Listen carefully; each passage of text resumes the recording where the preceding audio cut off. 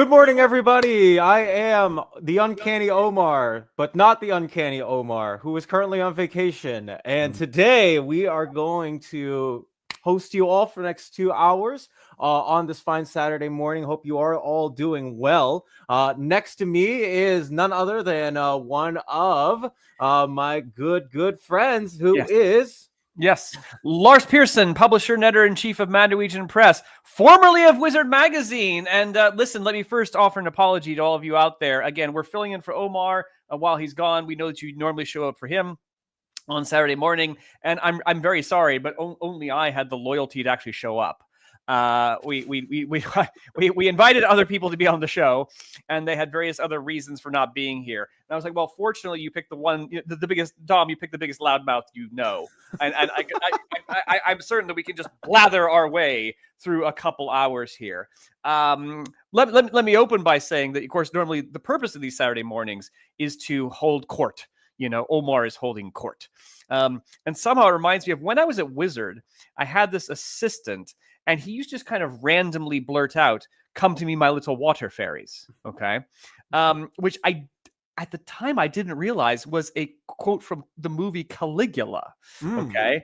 And then I took a trip, and there was this movie marathon. I wound up watching Caligula. I was like, oh my God, that's where the quote comes from. So I went back and I asked him, I'm like, have you been quoting Caligula? He's like, what, you didn't know? I said, well, I thought you were just being weird. So anyway, that's my very long-winded way of saying we're holding court this morning. Come to us, our little water fairies. Yes, I hope you guys are all doing well. Not as fancy as the Caligula quote story may encounter, but I hope that I hope that you're all doing well. Jess was supposed to join us today, but he's feeling a little bit under the weather. Of course, I extend my love and my hope that he will get better, of course. In the wins. Yeah. But yes, Lars of Mad Norwegian Press. Thank you, James. As per always. We can even start off with this. Wade is writing the current definitive history of the DC universe. That guy must be a glutton for punishment. Well, and you know, there's no better resource for that sort of thing. You know, because he just recently wrote the history of the Marvel universe as well. I think he does have people helping him. But yeah, no, he's the raw genius overseeing it. Did I read? I did read the first issue. That's right. Yeah, the first issue is very good. I really like the first issue too. When can we expect the next Finest Friday? The next Finest Friday, or at least on my channel, Curtis and I will, of course, will be on the 25th. That's the last Friday of the month.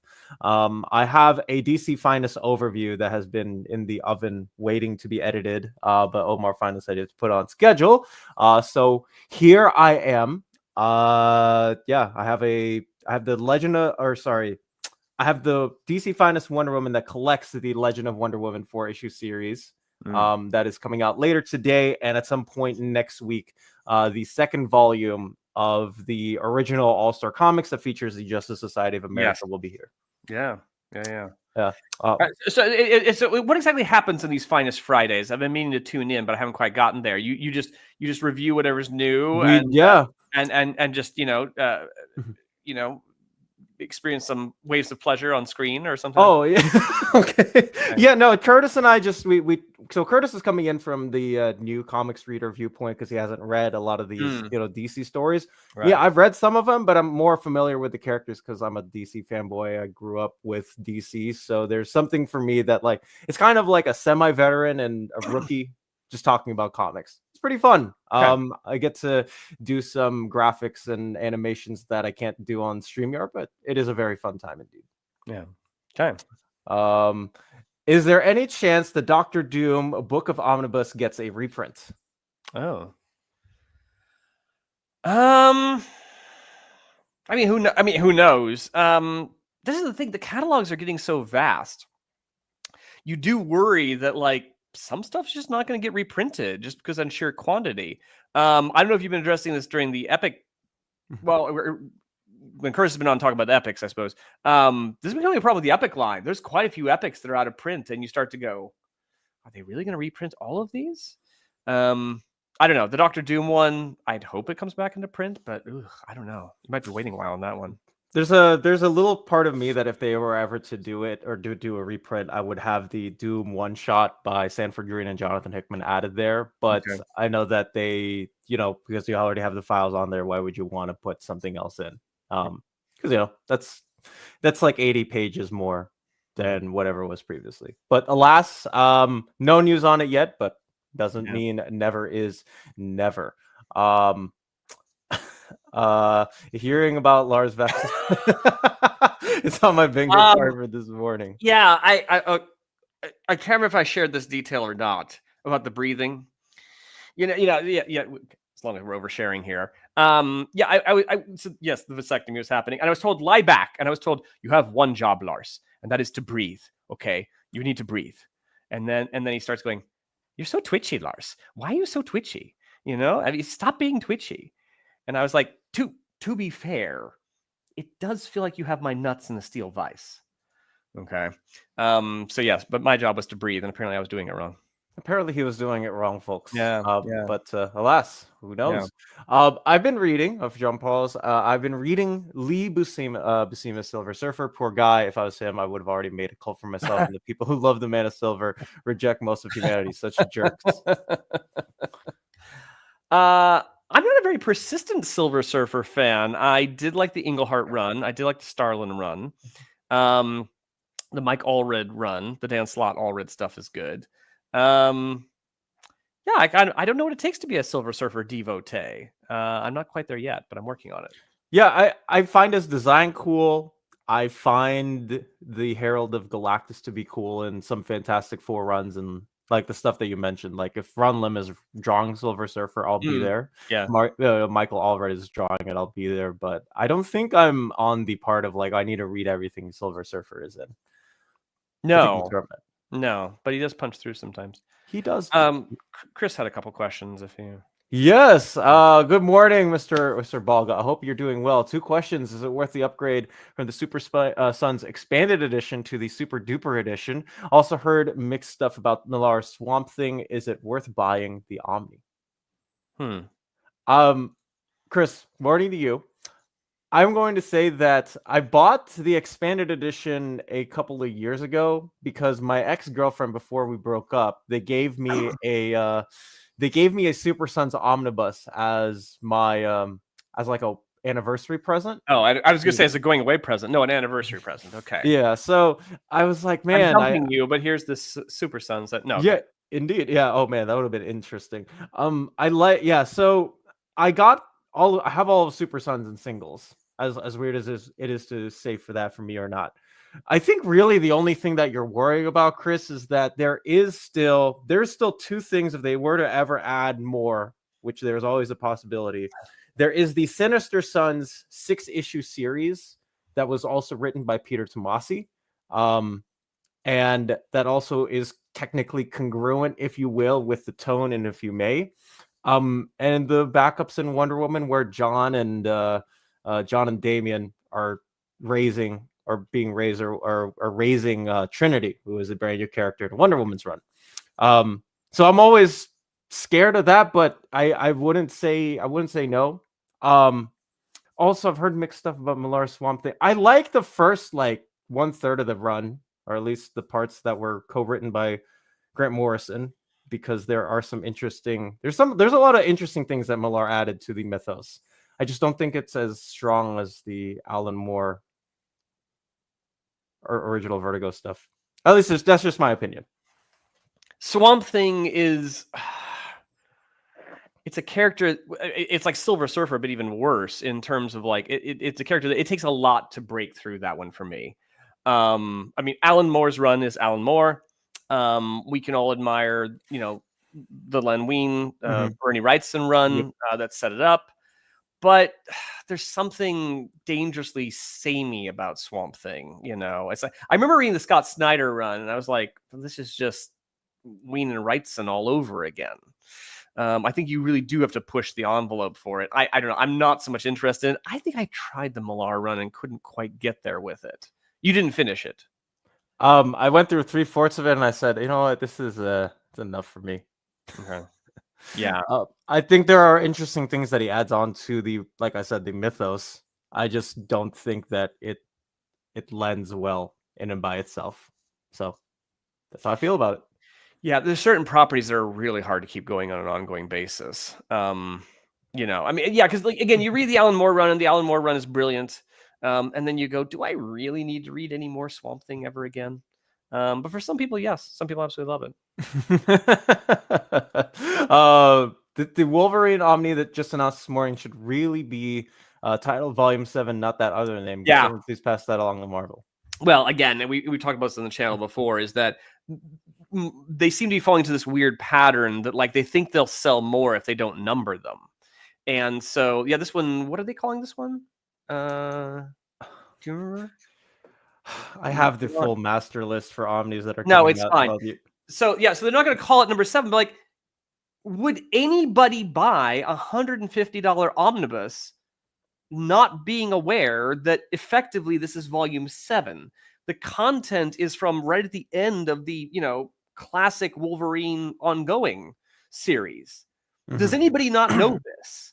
Okay. As we discussed before, as Curtis has discussed before, sales do go down over time from number to number. It's true. I'm just not dead yet. Thank you. Someone mentioned, yes, it's called Not Dead Yet. I'm just not convinced it is a legit problem. I'm just not convinced this fixes the problem. That's more than fair enough. But maybe I'm wrong. Maybe I'm wrong. I'm just glad it's being printed at the end of the day. I mean, that's where I'm at. Yes. Okay. Stop. You're absolutely right there. Yes, we should be glad that it's actually, because does that finish out there? I think that finishes out the classic run. It does indeed. Yeah, there you go. So no, it's a nice thing to behold, but I don't know that they're fooling anyone. Indeed. Here's a great question from Ryan. Nice profile picture too. For trades, you guys get paperback or standard size hardcovers more often? Dom, go ahead. I get, at least for mine, I get paperbacks because if I were to get hardcover, I just prefer it in oversized. But I do have 2 shelves in my room that are just dedicated to thin or thick trade paperbacks, if you will. Okay. I almost never buy standard size hardcovers. I will buy OHCs. I have a number of titles actually that I have an OHC. There's no need for me to buy the Omnibus. I have them in OHC, so that's fine. I'll buy standards. If given a choice, I'll buy the standard size hardcover. For example, I have the 3 JSA omnibuses, and then Jeff Johns' most recent run. There, I did buy the 2 standard size hardcovers because that's what it came out, right? Yeah, that's all that's available. It's just a tack on at the end there. Between the 2, I would prefer hardcover, but I'd rather buy OHC. Standard paperbacks are not something I really get all that often, just because there's usually a format that's more agreeable. Although we're having this conversation while things have not been going great of late, and so to make myself feel better, I had back in the day, if you remember the Marvel Visionaries soft covers, okay? Yep. Now, it happens that they were printed like 20 years ago. The paper stock in there is really great, is really outstanding. And so just to make myself feel less blue and more green, I actually bought a set of the Hulk Visionaries by Peter David because the paper quality is the best it gets, really. But no, I don't buy standard paperbacks. I mean, again, do you buy a lot of them? Standard, you're talking about trade paperbacks, right? Just regular. I do not buy them paperback. Do not buy them often. And when I do, I will often give them to a friend because I often find that they will enjoy that more than I will personally. Okay. I mean, they're so regularly put out. I assume someone's buying them. There's a lot. I have occasionally been in Barnes and Noble when, like, if there's a Deadpool movie out, I saw someone carrying a stack of Deadpool soft covers to the counter to buy them, things like that. They're cheaper. They are. But I think you get to be evolved nerds like ourselves, and you just want the, nicer, pricier format. Yeah, which is insane if we're being honest. But because that's not usually what I hate saying the regular consumer is thinking about, right? Yeah, because $17.99 to $24.99 cheapies are much more cost efficient than, say, a big Omni for a lot of people at the end of the day. It is cheaper. It depends on the comic shop you're in. I think Oddfell was on the channel speaking about the comic shop she worked in. Actually, the regular TPBs were hard to move Mhm. because you either had that Wednesday crowd that always wanted the singles, you had that people like us that want the pricier, nicer formats, and there really wasn't that middle cheap brigade. So, but again, for the bookstore market and whatnot, yeah, I don't know. They keep selling. Indeed. Dom, do you know what kind of paper Murder Fugitive and War Games Omnis have? I have not gotten a War Games Omni in yet. I'm still waiting on that. Murder Fugitive, I don't remember. I apologize because I didn't get that one either. I only watched Omar's video on it, but I assumed that they'd have the thicker stock of paper. But alas, please do not quote me on that. You'd hope so. I mean, again, they're Omnis. You'd hope that they.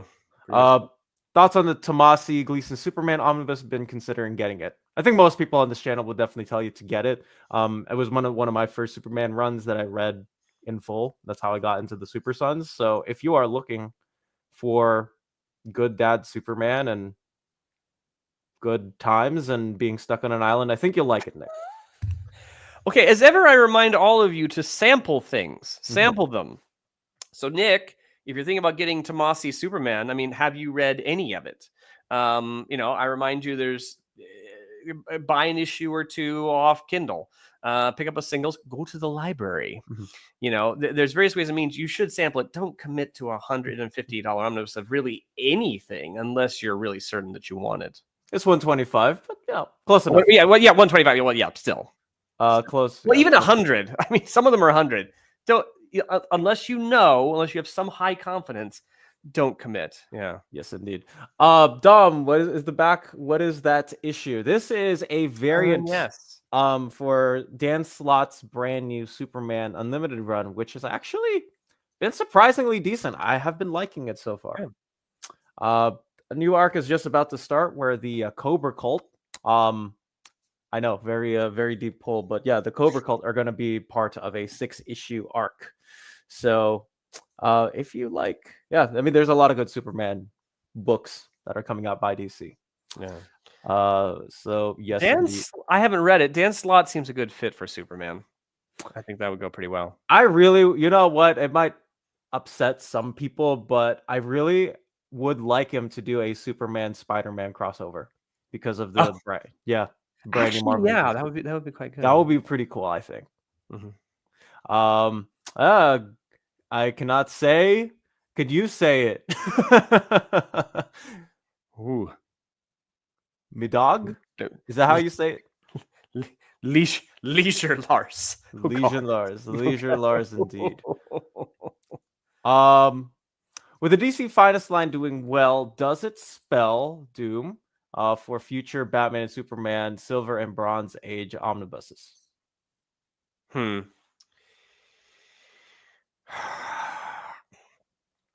That is a good question. My gut kind of tells me no, because I think there's two separate markets for that. And the DC Finest line is, for the moment, so scattershot that I'm not sure it is a replacement for those ongoing chunks of omnibuses. It's possible, although here's what can be said. We have learned that the Epic line caused a lot of disruption, often for the good. But the Epic line, I think, is single-handedly responsible for the death of the Masterworks line. I think that's not the only cause, but the number one cause is just the competition the Epic line offered. So as the DC Finest line gets more underway and gets broader, it might cause more disruption, but I don't think for the moment. No, I think for the moment they're gonna live or die by whether they're selling on their own. Yeah, I think they're committed to both, and they haven't showed any signs of not printing pre-1975 material. So yeah. I would imagine that they will continue both as they see fit, which is and tragically, Batman, Superman, and Wonder Woman are the three they seem pretty committed to. So you would think if that material can be collected and there's no any file issues, then sure they'll probably do it. For sure. Yeah, for sure, indeed. Literature and Pictures. Good morning. Lars was telling us about his His Caligula quote. I'll just that's how I'll call it. Caligula quote story. Yes. Also, my vasectomy. I am what's called locale now. Mm-hmm. Yeah. Indeed. Rodimus Prime, hope you're doing well, man. Just got just get the recent Transformers run and trade paperback as the OHC ones they do take a while to release. So that's a good example. Actually, I owned the trade paperbacks there of Transformers More Than Meets the Eye. Because I think Transformers More Than Meets the Eye is one of the best things ever. And they released them in hardcover, but with a whole bunch of other IDW crap that I didn't care about. So yeah, that's a rare run that I do have in softcover. Indeed. Let's see. Yeah, haven't continued to get so many trades from Dynamite because that's all they ever seem to do. Anything else from them is about as common as a solar eclipse. Yeah. I mean, they clearly think that some companies think their bread and butter is made on soft covers. It's funny that for the longest time, Garth Ennis did not want higher end stuff of Preacher. He only wanted Preacher in cheap and dirty soft covers because he felt that Preacher was a series kind of for the masses. He wanted it to have as widespread an appeal as possible. And how do you do that? You keep the price point low, so that casual people and the public who wouldn't otherwise touch comics can touch it. So for me, But and then later, of course, they just capitulate and start doing the absolutes and the omnis and everything else because you reach that year that there's nothing to lose. But for the longest time, he was like, no. And I think Dynamite might be operating to that same, business model. Yes, indeed. Sorry I'm late as I'm walking my dog out of spirits. Anyways, Dom, you need to ask for a suit DC. Well, I will be talking about DC Finest in the future, Out of Spirits. And I will be, you know what? It's crazy. Omar and I have actually discussed that I will probably be doing, I will be doing announcements for DC stuff on this channel soon. So okay. Could you get Blazer and look like the Riddler?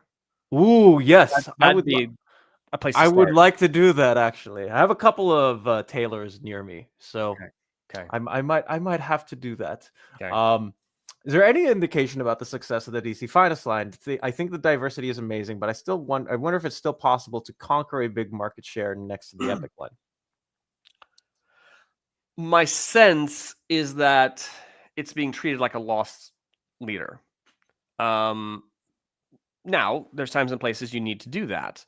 You just need to commit, and for X number of years, you're not really going to make any money off it. But as the catalog goes up and the interest goes up and the readership goes up, you hope that my sense is that the Epic line does make money.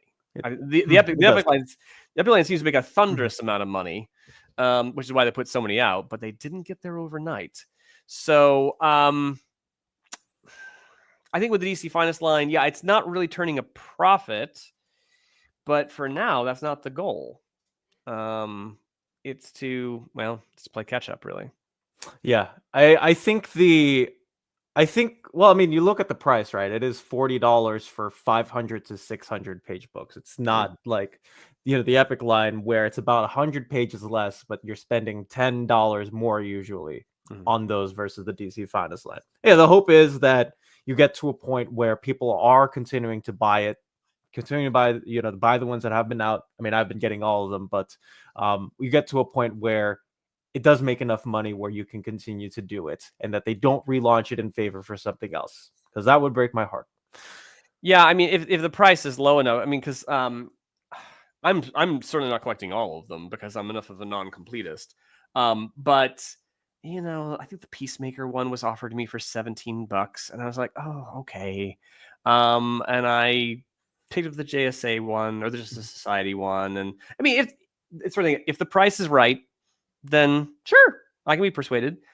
I'm not going to pay $40-$45 for each of them, so which is more than fair. Hamza, good morning to you. Does anybody know if Marvel delayed the DM covers for the Black Suit Spider-Man Archive Edition? Seems to be difficult to pre-order anything but the standard cover. What I am getting is that the Charles Vess Hidden Gem cover is available to pre-order. It's still coming out on the same day, so next week. Unfortunately, it does look like the Ron Friends original costume cover did get canceled. So that is my sense on that, if that answers your question. Dom, I congratulate you. I was prepared to sit here and go, I have no idea.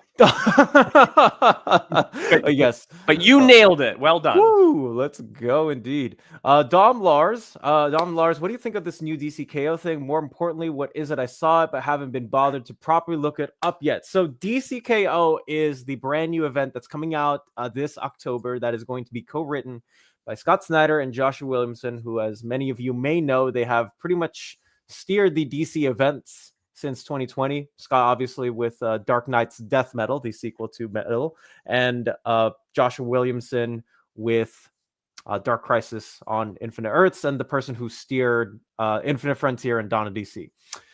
DCKO is supposed to do two things. It is supposed to be a tournament arc for literally every single person in the DC universe. So think wrestling, think Smash Brothers, think all of that thrown in with your favorite character.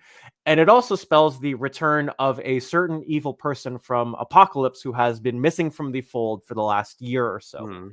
So that is going to be all illustrated by Javier Fernandez, who has been on Batman and Robin, is going to temporarily be off Batman and Robin to draw this event. And of course, your Justice Leagues, your Flashes, your Titans are all going to tie into it because, as events may very well know, they're all going to tie it. So hopefully that answers your question. Yeah, what's most important about this is that we haven't actually read it and don't know.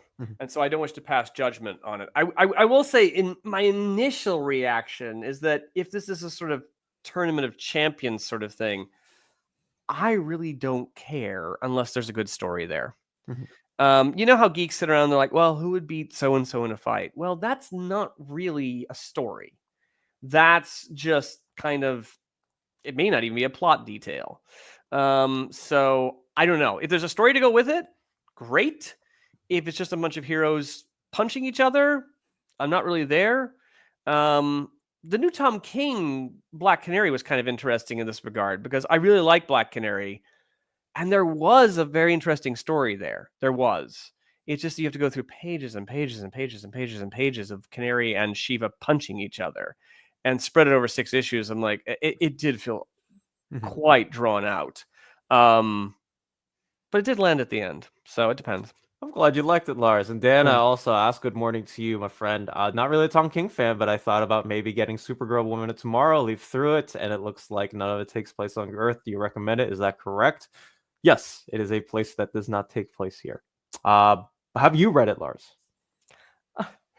We're sitting here quietly ashamed.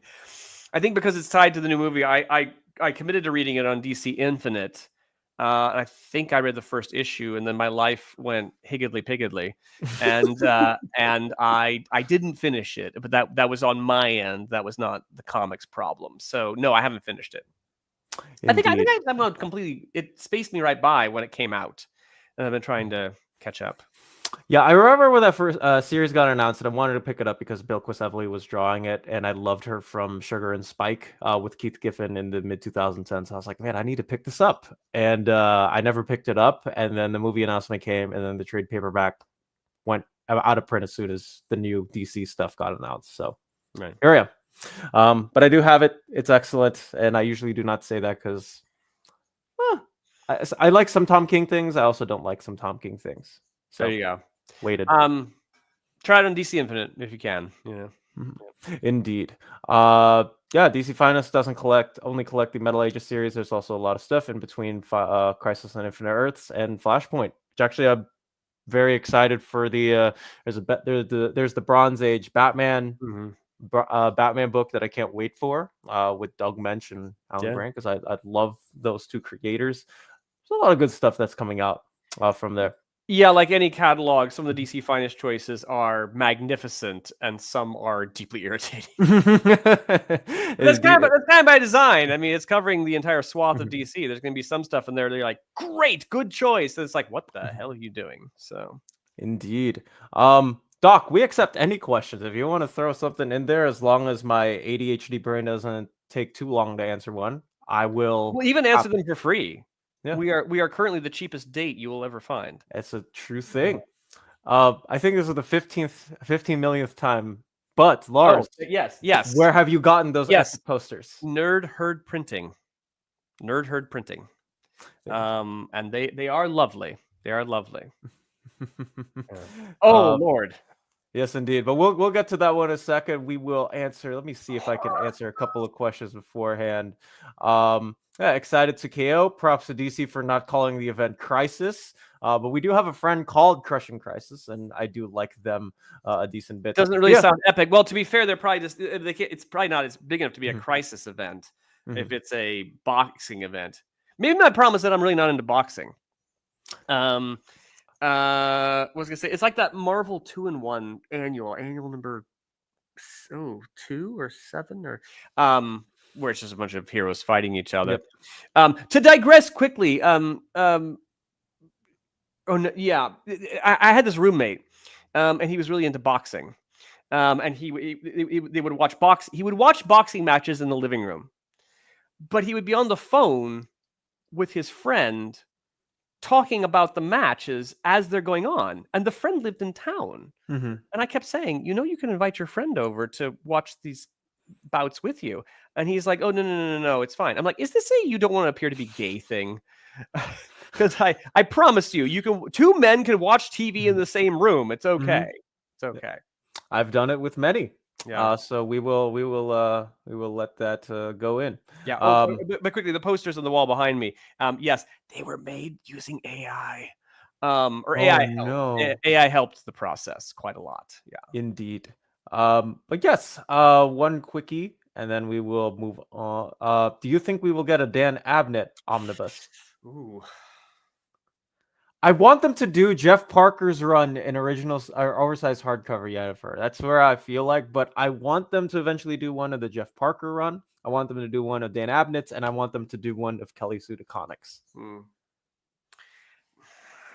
I mean, again, who knows? If past is precedent, you could be waiting a while. Only because they don't actually release that much Aquaman. Mm-hmm. It took something as renowned as the Peter David run to get an omnibus there. Mm-hmm. There's been another Aquaman omnibus. On the whole, Aquaman is not a series that they do, and Dan Abnett, as much as people love him, isn't very high up the priority list. Mm-hmm. So yeah, I think the bigger question would be how many Aquaman omnibuses are we getting? Period. Right. And I think we are. I mean, I'm still waiting on the Wonder Woman Rucka Rebirth run to get an Omni. And now we have the the pre Infinite Crisis Omni, but see that one is more likely to show up because they've more prioritized Rucka's work. Because we got Wonder Woman by Rucka, we got So I want the Punisher by Rucka. I think that I do too. Me too. Actually, Punisher and Wolverine, but they need to get both of those out. Yeah. They do. Doc, thank you for the super chat. God. We got to rank the best overall DC detective from 1 to 10, with 10 being the highest. Oh gosh. I'm assuming Vic Sage question, Mr. Terrific, Dr. Occult, Tim Drake, The Manhunter, Detective Chimp, Batman, Elongated Man, John Constantine, and Rorschach. I mean, ranking 1 to 10 is going to be. There's some patterns we can point out. First of all, Batman's number 1. Batman's absolutely number 1. You know who let's see, of these here, you know who I think is number 2? Elongated Man. Because Batman has previously vouched for. Yeah, he has vouched for Mr. Man. Gibney a good amount of times. Though. Batman, I think Batman, sometimes articulates a list of detectives whom he would go, like, obviously, setting aside his own intelligence or whatever. There's a list of detectives whom he considers to be the finest in the field, and Elongated of these you've put here, Elongated Man tends to be on that list. So if Batman thinks he's that great, then he's probably that great. Is he more effective with Sue? I don't know. Let's see. Oh yeah, man. I want to put Tim Drake's detective skills are. I mean, Tim Drake has many virtues. I'm not sure as a detective. Roz called him detective. So. Oh no, he calls Batman detective. No, he called him detective. Oh well, yeah, I guess he did. Yeah. Rorschach. Well, Rorschach is the detective who basically manages to shoot himself in the face. Yes. I mean, don't get me wrong, I love Rorschach, and of course he's based on The Question, but they are predicated on being so morally inflexible as to be self-defeating. So if you want a detective to solve the case but horrifyingly screw everything up, you'd probably call Rorschach. I think I'd put Detective Chimp in my top 5. As crazy as that might sound. Detective Chimp is actually pretty smart. Yeah. Yes. He's also one of my favorite characters to read. Overall. I mean, Constantine and Dr. Occult mostly stick to supernatural stuff. You don't really call John Constantine if you need a standard murder being solved. And well, wait a minute. I know. Okay, for me, it's probably Batman, and then Elongated Man and Mr. Terrific are kind of tied. I mean, Mr. Terrific might be second because if you've read the Tom King Adam Strange miniseries, that I thought it wasn't automatically my favorite, but that was brilliantly played. That Mr. Terrific suddenly writes a letter, and he's like, here is everything I've observed and what the hell has been happening. And you're like, oh my God. He has seen all these pieces that no one else could. Or didn't want to. So yeah. Bottom of this list, I mean, Manhunter. They're all good. This is the crazy. I mean, they're all really dang good detectives. That's the problem. For the most part. Again, I personally have not seen any issues where Tim Drake is. I'll take your word that Tim is a good detective. Manhunter's virtue Manhunter just keeps getting killed all over the place, so I'm not sure about that one. I think this is a good question, Doc. Yeah, this is a really good question. Yeah. I think who's your least? I think of these, I respect Rorschach as in the detective skills, I'll say. So my words don't get misconstrued. I just think that the question is so much better at the detective thing than Rorschach. So I think Rorschach would be at least for me personally, would be at the bottom. I think my top 3 would be Batman, Detective Chimp, Elongated Man. I think those are probably totally okay. So hopefully that's your question, Doc. It's an excellent question. Among the things I find unforgivable at Identity Crisis is that I miss Ralph and Sue. Yeah, I really, really miss Ralph and Sue. And somehow, after even though they rebooted with the New 52 and they sort of rebooted with Rebirth, they've never really, I feel, properly brought back Ralph and Sue. Yeah. And I don't, and I worry it's just because, well, they're too fun, you know. I mean, Ralph and Sue is like, oh, it's always nice to see you. And in a world where everything has to be so grim, there's no longer a place for them. So yeah, I would love to see Ralph. I would love to see Ralph and Sue back and that kind of tone restored. Yeah, hopefully Wade can bring them back at some point in Justice League Unlimited. Yeah, I think that would be great. But let's go ahead and get some other questions. What's up, Dom and Lars? Hope you're doing well. Same to the chat. Did you both enjoy Superman? If you've seen it, also thank you for the sticker, Mr. Tex. Oh yeah, we appreciate it. Thank you. Have you seen it? I have seen it twice. Okay, and I really like it, but I have a lot of nitpicks about the movie. Oh. Picky. I'm pretty picky, but man, I really enjoyed Superman doing Superman things and saving people, and non-people too.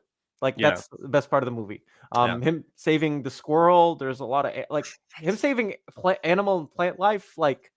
That makes me warm as a person because he cares. He doesn't care just about the regular living organisms on this planet. He cares about the non-human living organisms on the planet too. Yeah. I saw it just last night. I did really enjoy it. I did really enjoy it. Me too. And the people I went with enjoyed it. Look, this doesn't, I don't think spoils anything. It was a lot. It was a lot. There were a lot of characters, and of course, I know who all of them are. The people I knew didn't automatically know who they were, but you kind of figure it out. It's Hawk Girl, you figure like, well, it's the superhero with the wings and things like that. So, everyone kind of made sense on that's a good guy, that's a bad guy basis. I will say I'd have to sift through, that's again, spoilers, not spoilers. I'd have to sift through how much Superman personally impacts the end of the movie. We always say that your main character should make choices that impact on the film's ending. And there's a lot of players in this film. There's a lot of players. And I sort of worry that, Clark, we do all love Clark. We're rooting for Clark. He's got a good heart. But I'd have to stop and think about how much is he personally validated in that he wins? I think that might be a difficult question to answer. And hopefully you guys get a chance to watch it too, because there I have a lot of stuff to say about the movie, but that delves into spoiler territory. Do go. It is a good movie, and they're following up with it's telling that they're following up with Supergirl like immediately on its heels. I think this is going to be the tone of the new DC going forward, and personally, I welcome it. Yeah, I agree. Dom and Lars, I plan on picking up the Nightwing by Taylor Omni. What are your thoughts on the Nightwing rebirth? This isn't the Nightwing rebirth. This is the okay. I cannot say anything. What are your thoughts? This is on the 2016 on the Nightwing rebirth. Yeah. I misread it. I really like the third arc, Richard. It's very Morrison, Batman, and Robin-esque. So I would recommend it. I think there's some stuff there that are to be had that I think Seeley does well with Dick Grayson. And that same artist, Javi Fernandez, is going to be doing DCKO. But alas. Has there been any new DC Omni announcements yet? The new catalog should be out sometime next week. Okay. Oh, okay. So we are almost there. I still need to put out the second half because people have been asking if I can cover it, but alas, there you go. Yeah. Dom and Lars, quick question: is the Batman War Games Omni worth getting? It depends how much of a Batman devotee you are. It wasn't my favorite. I didn't hate it. I didn't throw it across the room and go unworthy of the Bat logo. It wasn't my favorite. So I'm not saying don't do it, but maybe there's other Omnis you should buy first. I think I'm with Lars. I think really, if you are like a Batman mega fan and you want everything Batman on your shelf, get it, because it is an important part in Batman's history where he is dealing more with the gang side of Gotham and villains also throwing themselves into the ring with the gang side of Gotham, like Mr. Freeze.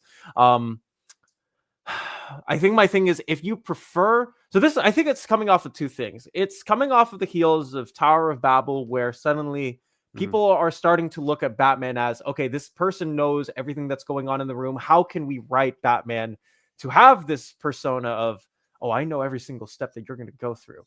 But it's also taking that in notion of making him a lot more aggressive as a person, and also just more throwing people under the bus for sometimes no apparent reason. I think Batman oftentimes can be funny in situations where he's like answering in like one-liners that aren't quippy, but they tend to be quippy, right? Because he's Batman. Sometimes he just insults people in this era, like offhand, where he's talking with someone just off nonchalant, and then the person says something and Batman like kind of takes offense to it. If you prefer a more aggressive Batman, I would definitely say to get it if in that case. But yeah, I think with Lars, pick up something else if there is something else that's more important on the priority list. Yeah. But alas, that is my thing. Good morning, everyone. What do you think of the Strike Force Moratoria Omnibus? Get or not get? What do you think? I've never read it. Okay. I was surprised when it got announced. I haven't read it. I will say I've discovered I'm not really a fan of Peter B. Gillis. Again, I don't take offense at what he's written. But everything I read of his is just, and here, well, he got kind of handed a poison chalice because of course he wrote Micronauts: The New Adventures, which I think is undeniably the weakest of all the Micronauts comics. Now, again, it's sort of not his fault, because when Bill Mantlo leaves Micronauts, Bill Mantlo pretty resolutely ties things off. And you sort of think, well, the series has ended. And then they made the weird decision that, we're going to keep it going again for the newsstand market. And I was like, really? Really? Well, what's this going to be about? And so that's not Peter's fault, but what Peter came up with, I found very underwhelming. I'm not sure I've really read a Peter B. Gillis comic that's really knocked my socks off. So that would be my concern there.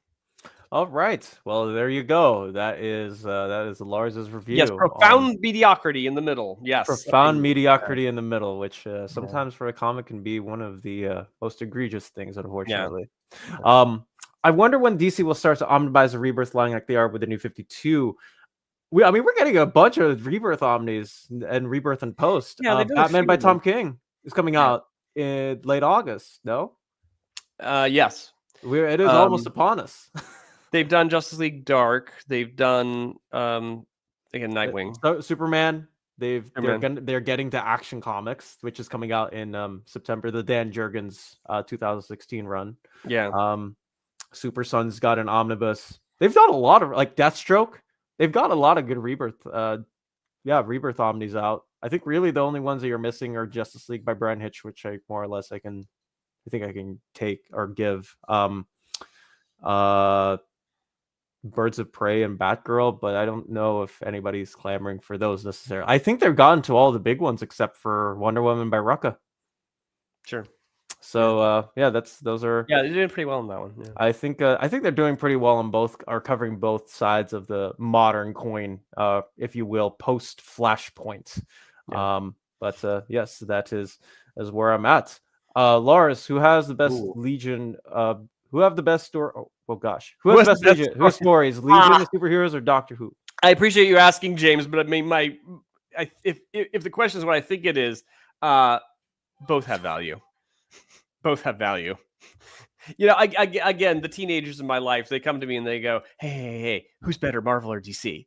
And I go, both have value. And they go, oh, yeah, but who's better? And I go, both have value. That's the only honest answer I can give you. Then, of course, they ask, well, who has better movies? I'm like, oh, Marvel, undeniably. Collectively. No, the very best Legion stories, they exist for different reasons from the very best Doctor Who stories. And from Jerry Ibarra, I'm thinking about getting Uncanny Omni 2. Do you guys recommend it? I haven't read any other X-Men. I've read a small portion online and liked it. Uncanny, this is the Claremont run. Yeah. Oh, absolutely recommend it. Oh, good morning. A vision is before us. Wonderful. Were you texted to say, my God, Dom and Lars are dying out there. You need to get in there and do something. No, I remembered you guys were live because I asked Dom yesterday. I was like, are you guys going to be on it? And I was like, I'll come hang out. So. Okay. Well, that's very generous of you. We are, of course, BSing our way through all of this. As a Saturday show goes, yeah. Yes. Do you recommend it? Yes. I think, and Omni 2... that should be a good place to. I mean, it's got the Dark Phoenix saga in it. Yeah, that should be a good place to start. I mean, this is the thing about most of the Claremont. Most of the Claremont run is written so that it's accessible. There was long stretches of Marvel where you could pick up an issue and just start reading and roughly figure it out. So I don't think you shouldn't be confused in any capacity. Oh, not at all. Like a lot of the stories are very episodic, take 20-25 minutes to read, but man, most of them are very enjoyable too. Sure. Yeah. Now, again, there are so you said you read some of it, you liked it. There are cheaper formats. I don't know how many of those epics are in print now. Yeah, that's the problem. Well, in fact, is Omni 2 or is that volume in print? It just got back in print not too long ago. Oh, it just came back in print. Okay, fine. So yeah, it is recommended. So yes, I am 100% behind the Lars. I mean, yes, it's Claremont X-Men. I'm not going to say no to that. Yeah. It's X-Men too. So, Maddie, what is something breathtaking or crappy that you have experienced of late in books or film or whatever? I mean, I did see Superman twice. I won't be surprised if I see it again. Willingly. Willingly. Were you hogtied? I'm sorry? Why? Just making sure you went voluntarily. Yeah, I'm not showing up here for any Superman movie slander. I will not allow it. Okay. At all. It's not going to happen. I cried the entire time. Oh, so okay. I was very happy. It was pretty great. Okay, thank you. I was really worried, Lars, that you're about to tell me you didn't like it, and I was like, I'm leaving now. No, we were talking about it earlier, and I'm on record that I did like it. Okay, good. What in particular brought you to tears?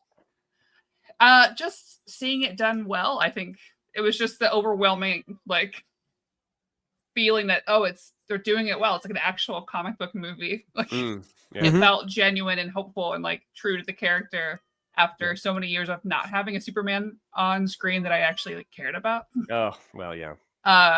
Like a real Clark Kent, and then all the side characters. And I'm the kind of person, once I start crying, I can't stop. And so even when things that aren't that moving happen, I'm like, oh my god, it's Guy Gardner. This big screen. I'm just like metamorpho, like just dead. Like it was over. Yeah. I did. Ma and Pa Kent. I couldn't quite tell if they were doing authentic Kansas accents or not. But yeah, I can't speak to that, but I can speak to. They feel like any sort of Midwestern parent, honestly, or any Southern parent. Yeah. Like I could see because I'm in Kentucky, so we call our grandparents Mama and Papa. At least my family does. Okay. I could see my Mama and Papa being like that. We're just yelling at, Yeah. being, It was a bit of a different portrayal than we've seen before. yeah. If anyone in the feed is from Kansas, please let us know if you were mortified and insulted or not. Please, yeah, I would love first person thoughts from that. Carson says, I think buying the War Games Omni makes sense if you already have and like the No Man's Land and Murder and Fugitive Omnis. But I also think that those two specific eras of Batman are better than War Games, at least like in terms of a reading experience. And I'll read No Man's Land start to end, even though yes, there are hiccups in there. There are some Jim Balin issues where I go like, did you really just try to whatever do Catwoman that way? But otherwise, I like those two more than War Games.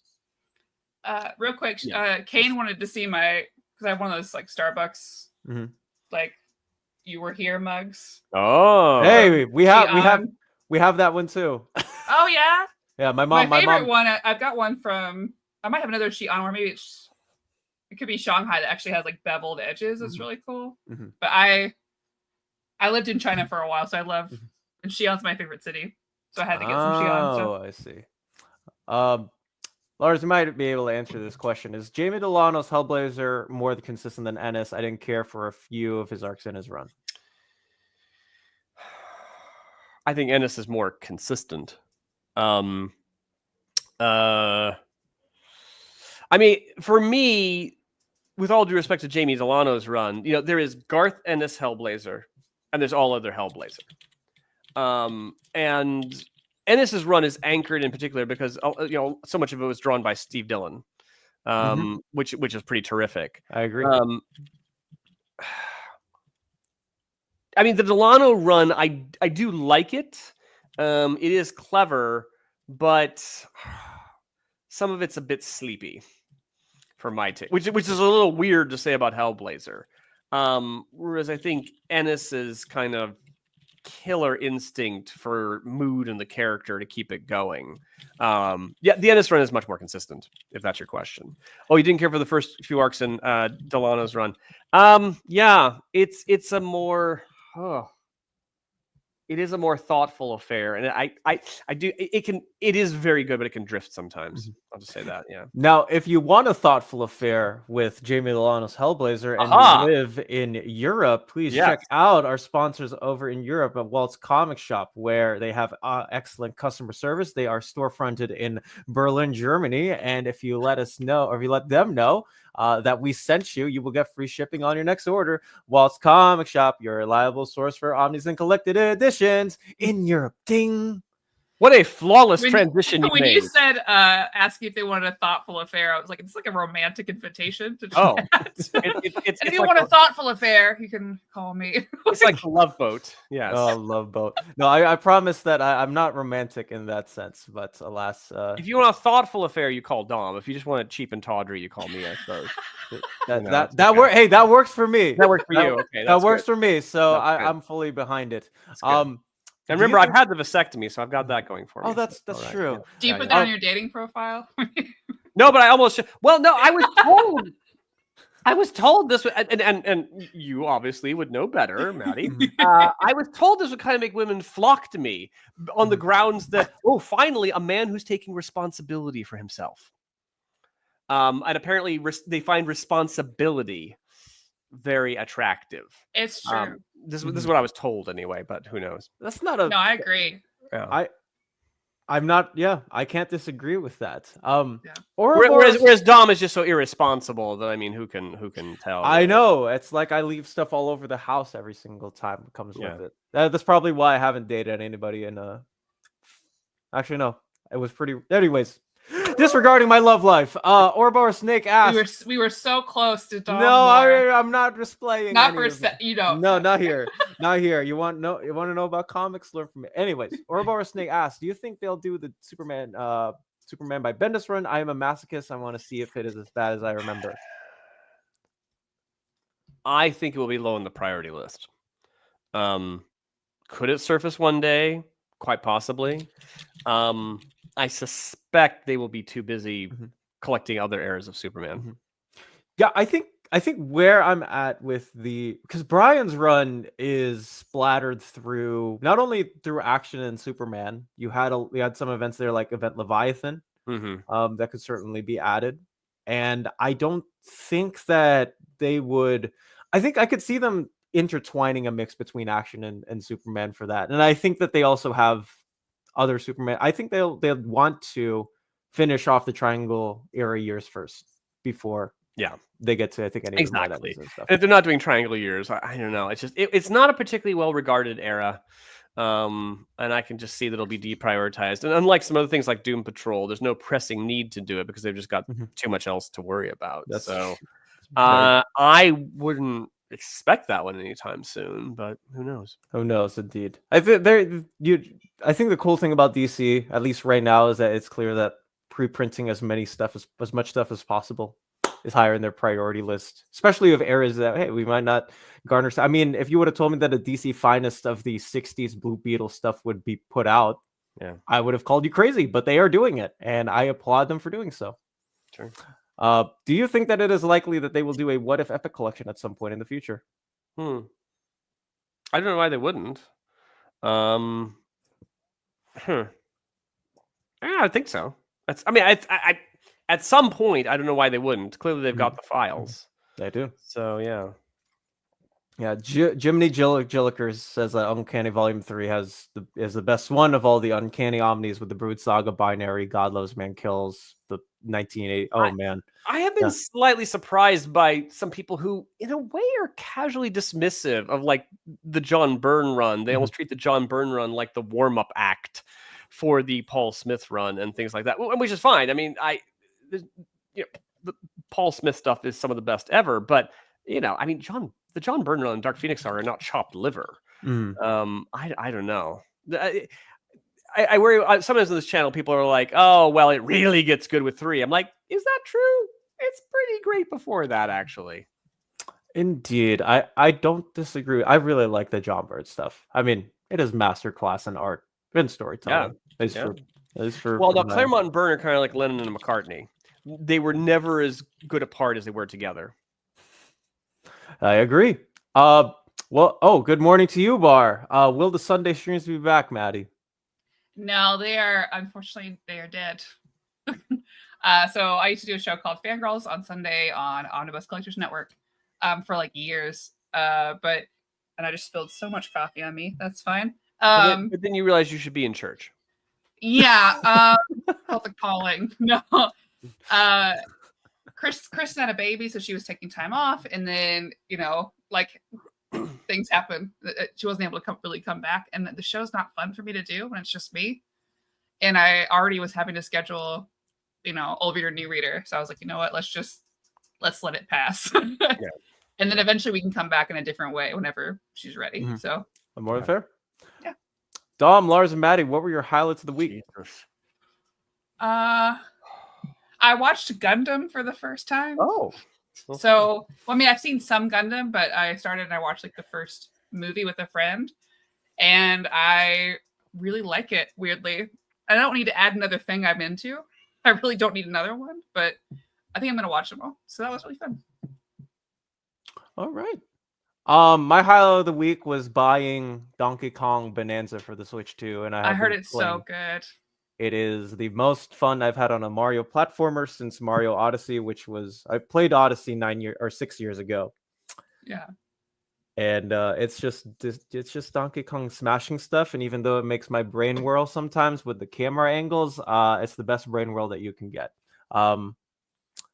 Everything else has been trying to keep the schedule for this channel up and running. Lars, what was your highlight of the week? Oh, my week was a catastrophe. But I did see the Superman movie. And I'm trying to think what else. Well, yes, for my sins and to make a regular, I actually teach sci-fi fantasy class, and so I've been getting the curriculum ready for that. So I suppose that was a highlight of how am I going to That's so fun. That actually sounds fun. Like, how am I going to torture the students therein? Yeah, I want to see your syllabus. Yeah. Yes, show it. Not here, but I want to see it later. Okay. All right. I'll flash it to you behind the scenes. Yeah. I've heard that before, but I'm sorry. It was right there. I realized. Yes. Although don't tell anybody. But yeah, the room that I'm made to teach in is this ghastly. It looks like urine, or the color of the paint. Yeah. And so I'm going to sneak in there and repaint it. Okay. Love it. See if anyone notices. I have a pinky swear with one of the people, in charge that, like, if I get caught, they'll be like, "Oh, well, Lars and I had a discussion about are we not allowed to repaint? Really?" Yeah, there you go. Yeah. We have the feigned ignorance thing all ready to deploy. So yeah. Oofies, that is not so great. Where the heck are the Dracula omnis? Well, do we mean Tomb of Dracula or? I'm pretty sure they made. Yeah. Okay. Yeah. I can tell you this one thing, Michael. I think we should have one more announcement video that is coming out tomorrow. If I can look at the schedule correctly, or at least what I have for the week. Sunday. Are you allowed to talk about this? I am allowed to talk. Yeah, we have. Right. Okay. Yeah, we do have an announcement tomorrow, so maybe it will be in there. Okay. Who knows? Glad DC is prioritizing Jurgen's rebirth action over. Yeah, that one. This one I'm surprised by because it took out that run came out 9 years ago, and it's been 9 years, and now we're only getting an Omni of it. Well, again, as has been mentioned, DC's collected editions department is finally getting their act together, and I wonder if some of the prioritization you're talking about owes to that. It seems like in the years ago in the Warner Brothers AT&T purge, they basically fired the entire collection editions department, and it's taken until last year for them to hire some people back in charge of the whole thing. So I think some of the more consistency we're seeing owes to that. But yes, I mean, the Jurgens versus the Bendis stuff, there's no contest there. Let's see. Where is Uncanny X-Men Volume 6? I have a private theory about that. Do you know? Go ahead, Lars. Share it through the class. Well, my private theory is that I don't know. I mean, I don't know, but I'm guessing that Marvel just overreached because, of course, if you do the X-Men omnibuses and you go along, it's about number 5 that the shocking amount of double dipping kicks in with, because many of you watching this, I assume, have the Mutant Massacre omnibus, you have the Inferno omnibus, you have, Fall of the Mutants, yep. Fall of the Mutants, Extinction Agenda, You have all that. And, here's Marvel going, oh, well, we're just going to repackage it as like volumes 5, 6, 7, 8, And I noticed that they put out volume 5 and then we've heard the crickets. And I wonder if that's just because people didn't want to buy volume 5. Because even though it might be slightly more complete, the amount of extra issues is just not worth buying the whole thing all over again. That's my guess. And why haven't we got volume 6? Probably because I'm guessing volume 5 didn't sell too well. And also all the other ones exist in that sphere of if you want to get all of the crossing over and all of the events after, might as well pick up those omnis because they will be better, quote unquote, mapped. And the rest. And then you can I don't disagree with Lars there. Yeah. It gets messy. Frankly, I'm having this dilemma slightly with the Krakoa era because I really like the Krakoa era. Unfortunately, I bought all the OHCs, and now they're putting out, the Al Ewing run and the Jerry Duggan run, and surely the Kieran Gillen run will follow. And by the time you do all that, the thing is, I won't have all of it, but I will have enough of it. I will have enough of it not to justify buying loads and loads and loads of Krakoa omnibuses all over again.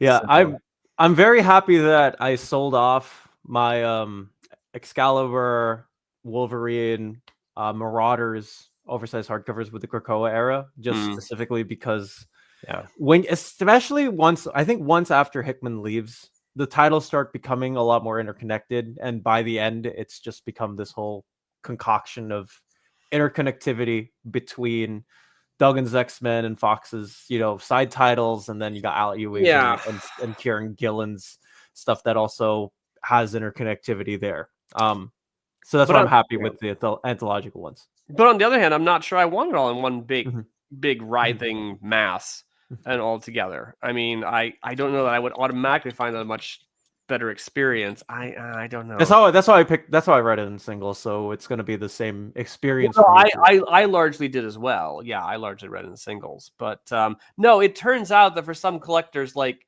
again, picking up an extra issue or an extra this or an extra that isn't worth the $90, $100 buy-in. Good God. Yeah, it is a lot. Well, and it was something. By the way, some things like that one, the Krakoa run of X Factor, I just got them in soft cover. So I have them in soft cover. Yeah, more than fair. Jacob asks, "Hey, do you think that these crossovers would be interesting? Spider-Man and Nightwing, and Batman and Wolverine." Batman and Wolverine, I'm less interested in as a grouping. Just because I think, even though they're both like gruff, I don't know how well they would work together. Especially since Wolverine is so, by nature, his power is very violent. I think maybe that's a little much for Batman. See that, see, for me, I'm more interested in that one because the contrast would be more. Oh, that's true. Because Wolverine's, let's just kill the puppy, sort of approach to things. Batman's not going to have any time for that. But if they had to work together, that would be that could be kind of interesting. Yeah. And Spider-Man and Nightwing, I think, would also be interesting. I guess in a similar way, because I think Spider-Man tends to be a little more, depending on which one, a little loosey-goosey. It's interesting, I think, as far as like a art standpoint, to see how both of them move like acrobatically. But since Nightwing is such a control freak, that would be kind of interesting to see him deal with, like, depending on which Spider-Man, who tends to be a little more fun and kind of like, go with the flow sort of deal. I actually think that Nightwing and Wolverine would be a lot more interesting of a crossover pairing duo than Batman and Wolverine, at least from a personality standpoint. I don't need two gruffs in the same room arguing over whoever killed whatever. Although I will say that Wolverine's psychotic tendencies, I think, would give Batman a challenge to deal with, if they may. But I actually would like to see Nightwing, like seeing Dick Grayson, like go happy-go-lucky or whatever, be matched with Logan in some mess. I think that would be fun. But alas, I actually do know the answer to this, Fernando. Which Superman run will come out in omnibus format first, Byrne or Bendis? Oh, Byrne! Come on. But I think Byrne. Although you do worry what the holdup has been with the Byrne omnibuses, and again, what we've learned is that sometimes DC's files are not automatically conducive to omnibus, because omnibus has to be a bit oversized. Apparently, this is the big reason we didn't get the Starman omnibus, is because the files, they're perfectly fine for compendium. They are not really suitable for an omnibus, not without pouring in huge amounts of restoration money that they may or may not want to do. So I do worry slightly that it's like, is it that the Byrne files aren't big enough? But unless that's the hiccup there, we'll definitely get Byrne first. And I want to actually bring this. I don't know if you guys can see it all that well, but this is an issue from Brightest Day. I don't know if it is clearly visible, but it's not the highest quality. Okay. And I'll imagine if you had this, pixelated quality over the span of a full book. I don't know if people would want that. So that is why I'm less offended when I see stuff like compendiums get put out, because sometimes they just don't have the big, the full restoration on those scans, or it's just kind of unaffordable. Right. Yeah. But yes, indeed. Favorite type of burger and pizza topping? Margarita is an option. I think you're just trying to make people on the internet not like me by asking this question, so it's not worth it. Because I love pineapple on my pizza, and I always have, and I don't care. Okay, I don't care. It's what I like. I mean, my family, except for me, likes pineapple on pizza. So This weird pushback to pineapple on pizza. Growing up, this wasn't questioned. You could have pineapple on your pizza. No one gives a damn. Yeah. I mean, in Japan, I ate all sorts of weird stuff on pizza, and it was great. Yeah. I think it's fun when we have a place. It's not here any longer, but there was a Chinese place next to a pizza place, and then they ended up combining at one point. Wow. And the fun trick was you get Chinese food, you could get pizza, or you could say, I want like General Tso's pizza, and they make it happen. And it was phenomenal. It was the best. They're not around anymore. I don't know how well good of a business model that was, but it was awesome. That sounds delicious. I will say though, my answer to this question would be bacon for both, because I always have bacon on my burgers and I always have bacon on my pizza. We have this event here in Des Moines called Bacon Fest. Ooh. Yeah. And I have this friend of mine whom I flatteringly refer to as my eco-terrorist friend. And what I mean by that is that she's just the one there always espousing the sort of, green views on things. So she goes to Bacon Fest and she passes out these how, bacon will give you cancer. Bacon will do this. Bacon will do pamphlet. Yeah. And I go, I'm like, oh dear, I worry about you. Do you get, abuse or things like that? She's like, no, because it's Iowa. And I've never gotten any pushback on it at all. She says, I did see one time that one of my pamphlets was crumpled up near a trash can, but no, she says, I've not had anybody say anything to me one time. I'm like, okay, I don't think that would happen here. Good. Yeah. And we just came off of our burger week. Do you guys have those weeks in your town too? I know it's like spreading. We have Burger Week where all the restaurants have like a special burger. It's like discounted. Oh. We got like Taco Week. We got Pizza Week. And they just keep adding more weeks. I don't think it's hit here in Des Moines. Yeah. Interesting. I didn't know that those. Well, I mean, we have a billion festivals like that. We sort of have Restaurant Week, where you go and you overpay. You slightly pay less for the overpayment you make on the meals that they serve, and you go to places you don't normally go to because they're too overpriced. Yeah. It's lovely. It's very lovely, but it's all overpriced. Oh, interesting. Lance says good morning to us. Four times. That is impressive, man. Yes, I'm curious how many more times you think you'll go. Yeah, four more. My question is, and this can extend to the chat too. How many buckets of popcorn do you guys eat during the movies? I don't eat as much. I'll get some popcorn, but I'm usually like a candy person. But I will buy I will always buy whatever cool popcorn bucket they have. Always. I have so many. I've got too many. I used the Wonder Woman 1984 one though for cat litter because I hated that movie so much. Wow. It's crazy. I had go ahead, Lars.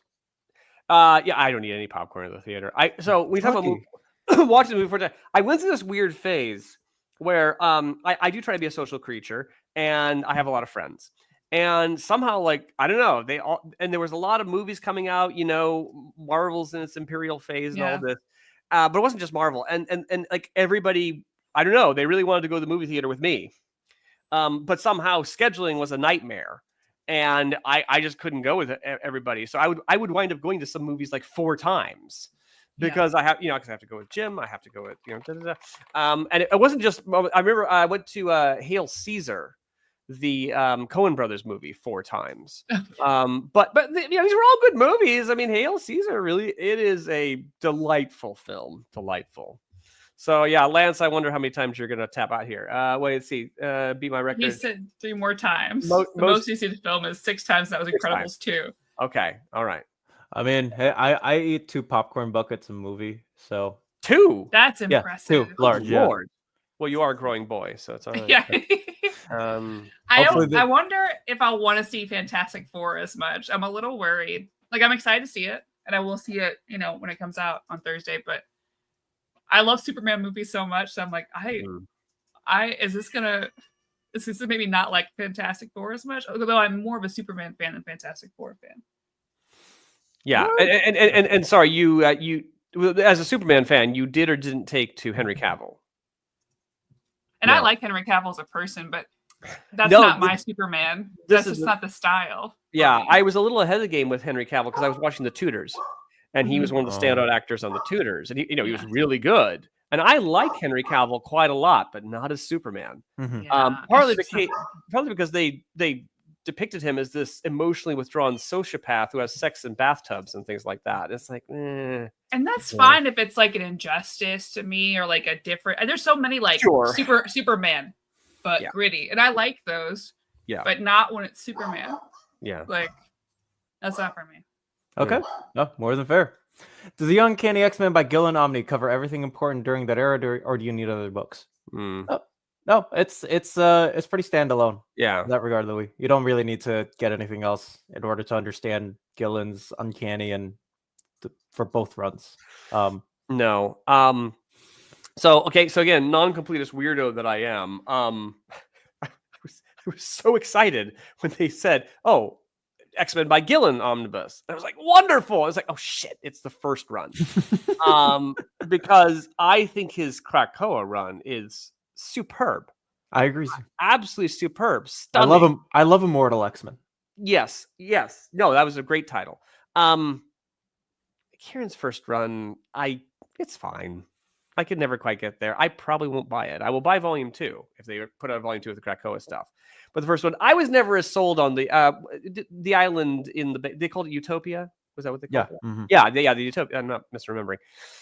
I was never really sold on the Utopia era in general. I thought the concept was just ridiculous. I thought there's this large hunk of rock in... I know it's an asteroid, but still, there's this large hunk of rock in the bay, and the X-Men have set up camp there and so on. It's like, doesn't that just make them an easy... It's not big enough to serve as a nation or a base, but now everyone knows where there is and they can just be attacked. Whereas Krakoa was a fully resourced nation that operated that way. I don't know. The whole Utopia thing, I just thought this is kind of stupid if you think about it. No, I mean, it goes back to my problems too with Asteroid M and Genosha, just like as island standouts, if you will. They never just had the full backed funding, if you will. You're opposed to islands.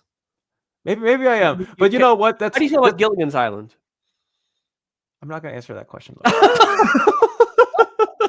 It's a personal question. We don't want. No. This is way too serious of the Dom Lord. Yeah. You're gonna uncover all my Skipper Ginger fanfic. Yeah, I know. I'd rather have that in a separate discussion. But no, like I don't have any opposition to islands. I mean, I lived on an island for 3.5 years of my life. Oh, okay. If that, I mean, yeah. So on Gilligan's Island, that's why I can't talk about it. On Luzon, but that's close enough too. But anyway, the whole Utopia thing. I don't think. I think it's accessible. I think Gillen's first run's accessible. Yeah, but my favorite. Should be sometime next week, John. Be sometime next week. Hey, good morning to you, Jaggernaut. Bacon action. See, look at that. See, people are agreeing with you, Maddie. You didn't have anything to worry about. Yeah, look at that. Pineapple. Yeah. Lots of pineapple. I would kill for a sauce pizza. See, there you go. Someone was asking if we're gonna get the Galactus bucket or like the Fantastic Four car bucket. Have you guys seen the Galactus bucket? It looks great. I think it's like $80 or something ridiculous. It's a lot of money. That's wild. Well, they are starting to get a little nuts on that because I went to the movie theater last night. I didn't think about it too hard, but they had crypto buckets. They had, is it called Megan with a 3? The Megan one looked really Megan silly. bucket. At least we have a Cinemark, and it was like it was very silly. I think we need to prepare ourselves for the popcorn bucket onslaught here because Well, they started releasing popcorn buckets for like not movies. So the new Ghost of Yotei, which is the sequel to Ghost of Tsushima, it's a video game. They're releasing a popcorn bucket for that, and I'm like, why? This isn't the same thing. Yeah. Here's a question for us about the general DCU. Victor Fearing asks, which Batman suit would we like to see in the DC universe? I have a personal love with the Batman Incorporated suit with the yellow, the yellow circle, black logo. Batman can use it as a flashlight. It stands out, makes him like that. That is one of my favorite suits. I will have to go with Batman Incorporated. I don't think I have a preference, honestly. And maybe because I like Batman just fine. I love Bat Family more, so I didn't have a less preference of what Batman does. I usually lean black and gray or all black for him. Yeah. But I don't really. I mean, he could do whatever. Honestly, I think he should go full Nightwing 80s. I think he needs I think he needs open collarbone. I think that's. I'm just kidding. I don't really mean that. Someone like in the chat's gonna be like, and then Maddie said this. Like, no. There are people who love Disco Wing. Like they have their fan. I know. Wing. Yeah. I like the blue and gray one. I like the black and gray one. All black. I want there to be some color. You know, it's funny. People have there was this meme online that the Batman movies of the last ever since Adam West really have gotten literally darker. Progressively darker, and so they put these pictures up there, and they're it's like someone's turning out the light bulb or the lights going off, and they figure that by 2030 there will be a Batman movie that is literally pitch black for 120 minutes. You know, I think that's why we have to go back with like the Schumacher outfit. I think it should always be the Schumacher outfit. I seem to be in the minority that I thought the last Batman movie was an abomination before the Lord, but. The Patterson one. The Patterson one? Yeah. I liked it much more than I thought, but I think partly because I watched it at home and we were able to kind of give our own commentary throughout and like focus on the detective portion of it, which I liked. Except he was he was a really bad detective. They kept they kept saying in the movie, or I think even before the movie, like, Batman's going to use his detective skills, and then in the movie, he is an idiot. He is an absolute idiot. That's fair. The only way, again, I maybe mentioned before, the only way he solves the big crime is because there happens to be a cop in the room who's able to say, oh, my dad used to lay carpet for a living, and my dad, blah, blah, blah, blah, blah. And that's what gives him the clue to solve the... I'm like, what if that cop hadn't been there? And the cop doesn't seem to be a plant. Has the villain put into the cop pool someone who will blather about carpet? He was phenomenally dumb. I'm excited to see what our new DCEU does. I hope it's good. Well, but I just hope we go Bat Family. Don't give me another just Batman by himself. Well, I'm sure they will do another Patterson movie because it made like $1 billion or something like that. I mean, it was outrageously successful financially. So Batman Incorporated suit is good. Yes, I love Batman Incorporated. Who doesn't love Batman? Actually, speaking of opinions that we do not sponsor on this channel, Lars, what are some of your other favorite sci-fi runs from DC and Marvel? I'm sorry, you caught me stuffing my face with cherries. Favorite sci-fi runs, huh? I mean, it's a big reason I read Legion of Superheroes. That happens against a very sci-fi backdrop. So it's interesting that I am not a big necessarily Star Wars aficionado, but lo and behold, the Jason Aaron, Kieran Gillen run from Star Wars, genuinely really great. I own those. I've loaned them out. People love them. They're some of the best, most universally beloved Star Wars you'll find. I like Peter David's original run on Star Trek. That was very good. What else is there? Trying to look over my shelf. Sci-fi. I mean, League of Extraordinary Gentlemen, if you count that one. That's very good. Oh, well, Transmetropolitan, I would suppose, counts in some capacity. Transmet is genuinely pretty great, isn't it? Dom, what am I missing? I feel like you are missing something important. Oh yeah, no, Far Sector, I would say, is mine. Oh, Far Sector, yeah, that was good. As is the case with a lot of Jemison, I felt like I didn't understand a lot of it, early on, but it did come together later. Sci-fi. I mean, if you count Transformers. Oh no, from DC and Marvel. Sorry. I mean, I don't know. I think of what really fits. I'm sorry. I'm trying to think here what's pure sci-fi, because of course a lot of stuff is technically right, because everything has to go back to the superhero, right? Well, the funny thing is, when I'm blathering about comic books to my students, I always tell them, I'm like, okay, because I walk my students through all the subgenres of sci-fi and fantasy, and then I give them tests and they have to ID them. And I always tell them, I'm like, okay, now if you're asked, like Iron Man, if you're asked, you say superhero first, and then you say sci-fi. Yeah. And why? That's the way people do it. You know, I'm like, I don't make the rules. That's the way it is. So you see Doctor Strange, superhero, then fantasy or magic, you know. And why? That's how the world works.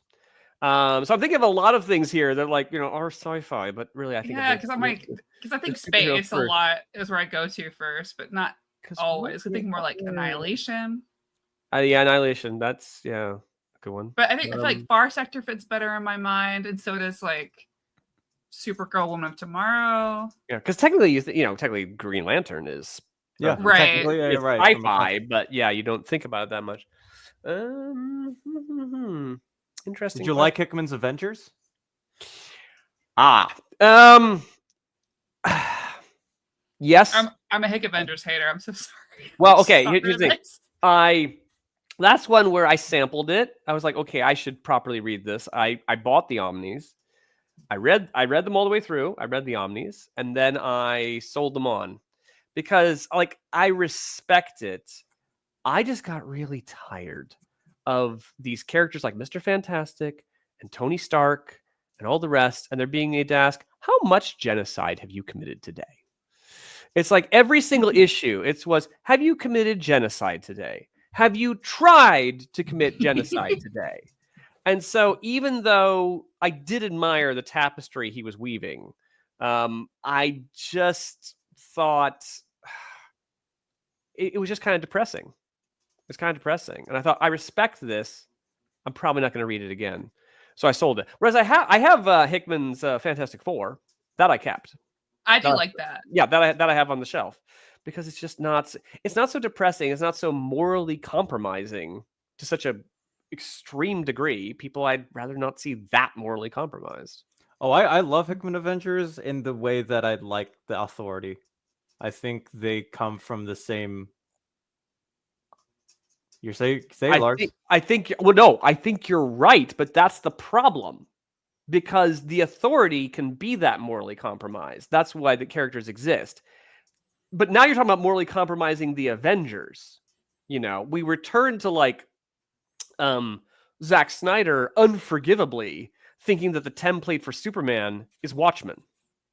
I mean, that you would look at Watchmen and go, I've got it. We'll apply this to Superman. It's like, you have lost your damn mind. And I sort of feel like that's what's, to a lesser degree, that's what went on with Hick Avengers. I think that's actually my main problem with a lot of the Avengers that I have read, is that like the other ones just are more so standard superhero fare, and I don't know if I want that necessarily for my Avengers book.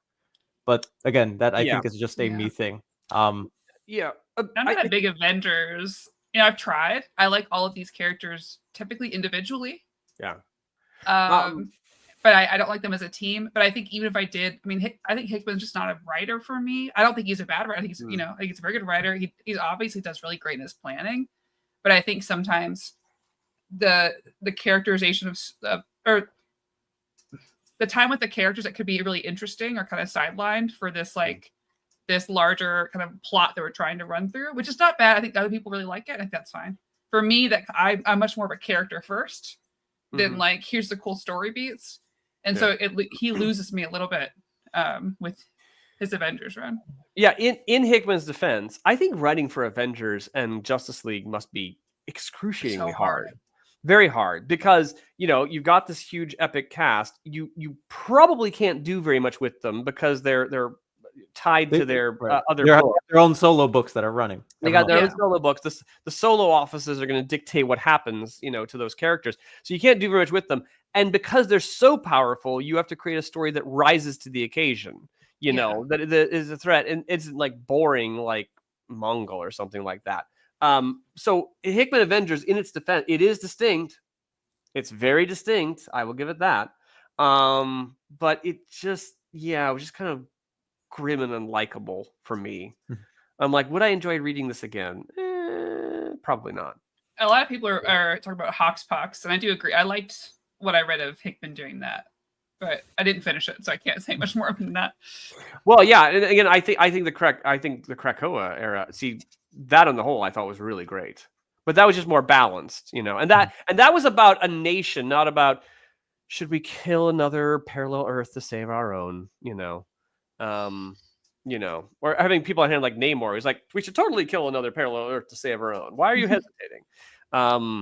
Yeah, there's a lot more thought. Yeah, I think Hickman not being able to finish the Krakoa era is one of the greatest shame in modern comics. I would have really liked to have seen him do that. There is an alternate universe where Hickman is the only writer on X-Men and Uncanny X-Men for like 4 or 5 years, and then moves on to do something else. But alas, we did not get that, and we will have to move on. But Twisted Kister, I agree with you. We need a movie like that. Like, go ahead, Lars. Sorry. Watch Batman Ninja and Batman Ninja versus the Yakuza League or the League of Yakuza. Don't shake your head at me, Dom. Everyone should watch it. It's so fun. He has wonderful outfits in that one. Coincidentally, I was in one of our local libraries and I saw they had a full set of East of West. And I checked out the first 5 volumes. Like, okay, I am going to commit to reading East of West. He's gonna get the compendium, lads. Yeah. So that's on my list anyway. Let me see if I can move to I would want Blue and Gray Batman, since DC seems to be going back to more of the 70 eras of Batman with Fractions run coming in with the Blue and Gray. Have you seen Tim Drake's new costume? I'm very interested. You know what? I'm gonna show it to the folks. Yeah, I want to see what it looks like. I'm going to show it to the folks here because I can. Let me see if I can just get this correct. Come on, please load. Come on, work with me. Share screen, share double, share screen. Is this screen 2? No, this is screen 1. Okay, this is the wrong one. There you go. Oh, nice. That's good to see again. What is this for, though? Is this is the brand new Batman run. Really? Mm-hmm. It looks nice. I was wondering if it was like World's Finest again or something, but this looks really nice. No, this is mainline Batman for the foreseeable future. Okay. Here's another question for you, Lars. Carson asks, "What's the difference in your mind between science fiction and fantasy?" Sorry about that. I was muted. Okay, so my poor students. Oh God, what they have to endure. So students found in my class on day 1. And actually, the first thing I do is explain to them, okay, what the nature of speculative fiction. I explain to them the nature of the parent genre, because you have the speculative fiction, then you have sci-fi, then you have fantasy on a different branch, and you have science fantasy in the middle, which is like Star Wars. But we have to define speculative fiction, this giant breadbasket that includes sci-fi and fantasy. And of course, and I'm sure everyone hearing this knows that, the basic definition is sci-fi is advanced science or atypical science, and fantasy is magic of some description. But we have to talk about speculative fiction and why that's what we're learning in class, as opposed to cop shows or law shows or things like that are more of the real world. So yeah. And some of them actually understand it, but it takes a while. It's fun. Okay. Interesting stuff there. Where on earth? Yeah, look at this. Some people saying I never like Avengers or Justice League books. It's hard. Yeah, it can get hard. Yeah, difficult.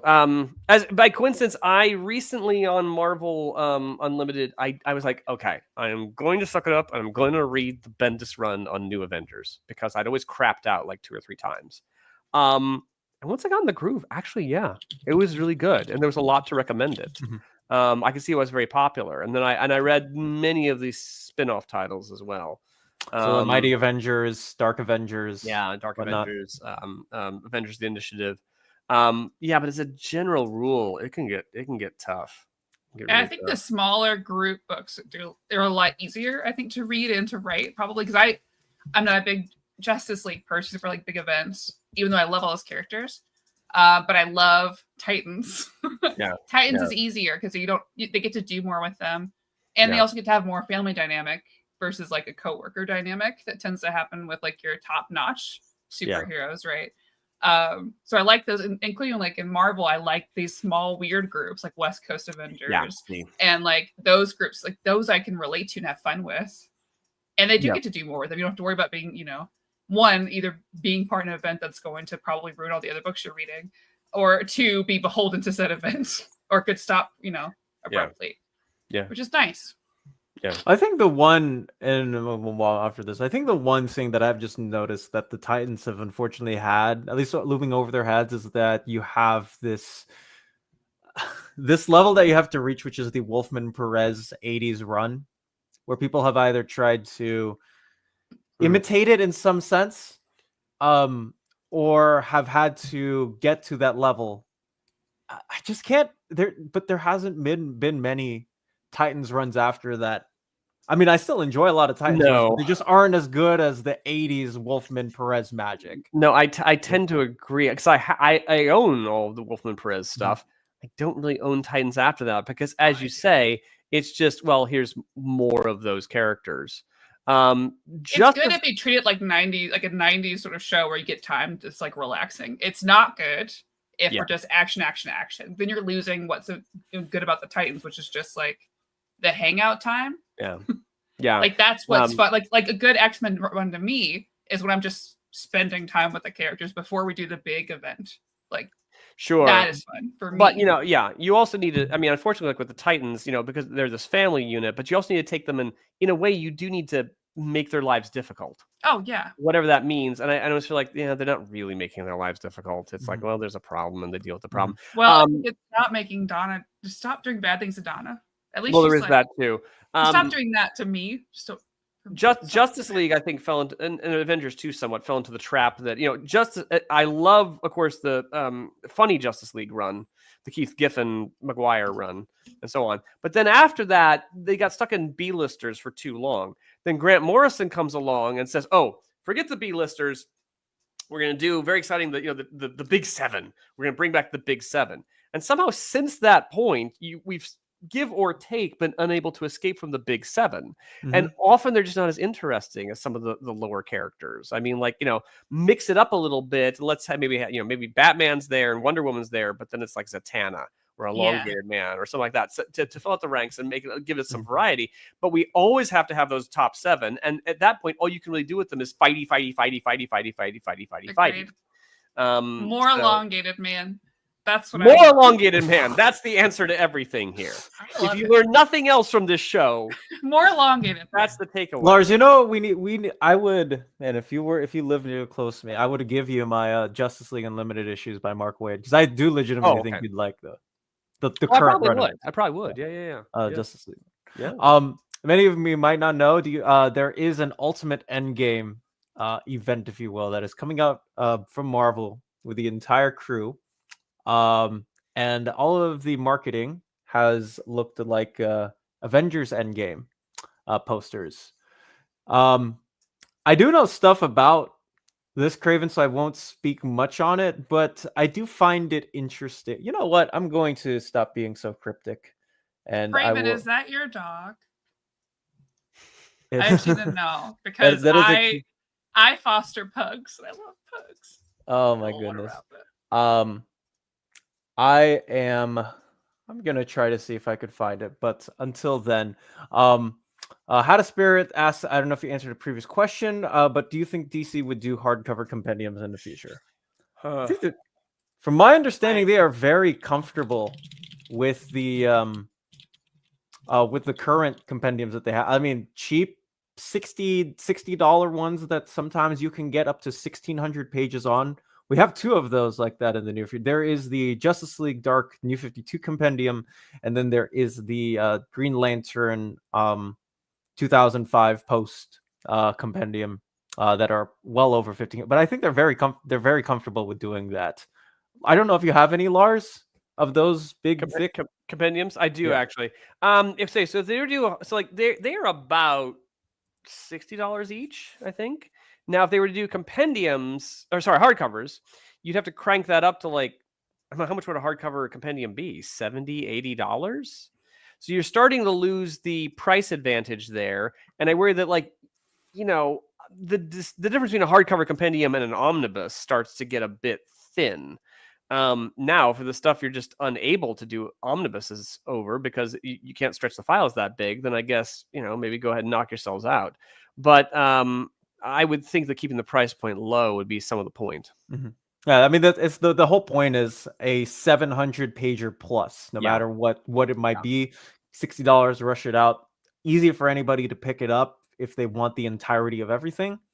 Or if you just don't want to carry that big old hardcover between two bound pieces of wood. I mean, that's your choice. Yeah, because even I unusually, I mean, I bought the Paper Girls compendium, the Sex Criminals compendium, and so I buy those compendiums. I'm like, okay, these are just reader copies. You know, I'm not precious about what happens to them. I'm not that precious about what happens to the omnibuses either. But those especially, I'm like, okay, I'm just buying to read them. Yes, indeed. I also want to get to, oh man, Saturday morning question. Saturday morning. I actually really appreciate you for saying this, because I did get a chance to ask Mark Wade about this on Monday. Because there is there have been people who have been speculating, why are they using the Justice League New 52 origin as the actual Justice League that started off. And the quick answer that Mark actually gave me was that Jim Lee told him to put in the book. Because he told me that when your boss says you have to make this the official standing off point, you're not going to say no, right? Or else you'll get fired. Yeah. And that was the short answer. That as weird as it is to say, that was something that he couldn't get around and had to write in through. Yeah, let's just admit that's weird and makes no sense whatsoever. Yeah. It doesn't. It sounds like Mark would agree that it makes no sense whatsoever. So, but yeah, when Jim Lee is the guy who drew the book. No, I suppose. I was not overly elated with the New 52 Justice League, but but it sold well. I can see. Oh, it sold like that was that was one of my first books that I ever read. Like I can see why they're pumping the hell out of it, but it doesn't make any sense. I mean, but they keep changing the founding members of the Justice League. First it was Wonder Woman, then it was it was Wonder Woman, then it was Black Canary, then it was da-da-da-da. So so it's a weird history, but alas.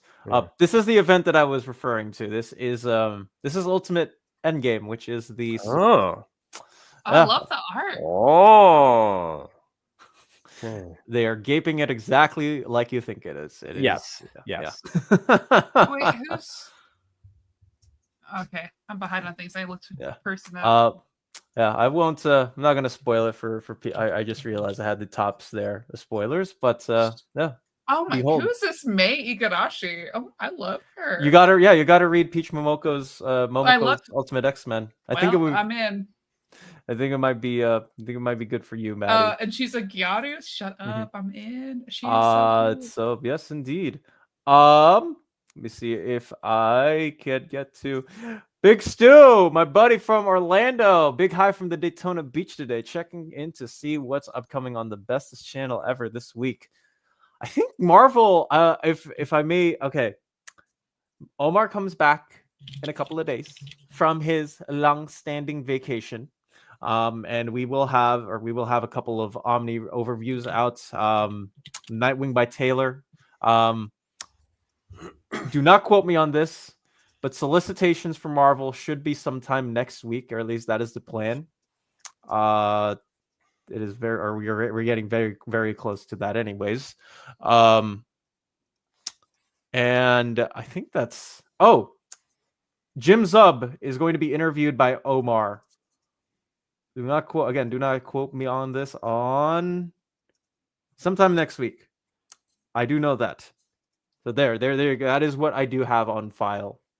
Big Stu, if that answers your question. So you will probably see Lars sometime soon again. Yeah. And I will also be taking over Saturday live stream next week because Omar is also going on a mini vacation next week. What?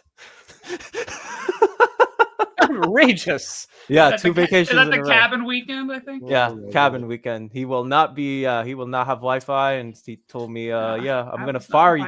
He told me I was gonna get fired if I didn't do the Saturday live stream. So I am going to It's a bit drastic, isn't it? I know, that's what I said. I'll come hang out again. Woo! Not that helpful, but no. Stop selling yourself short, please. I agree. Pope Romero, Dom, your DC Finest overviews are awesome. Anytime I'm not 100% on getting one, I will watch a review, not only the flip through, but all the info and the collected material. Well, I will tell you, I am no Omar, and I'm not even close to him, but I gotta say, like, DC puts out a lot of these awesome books, and they end up being a lot better. Sometimes a lot better than when I think of them when I went in. Like the Superman Family one, I very thoroughly enjoyed. Lois Lane's Superman's girlfriend, and Jimmy Olsen's Superman's pal. This was one of my favorites, though. If you guys have not had a chance to read Ramona Fradden, Sal Trapani, Joe Orlando, all on Metamorpho, doing the craziest and wackiest stuff that you could think of, while he has to fend off, where Metamorpho has to fend off his to-be father-in-law, this is the book for you. So yeah, it is fun.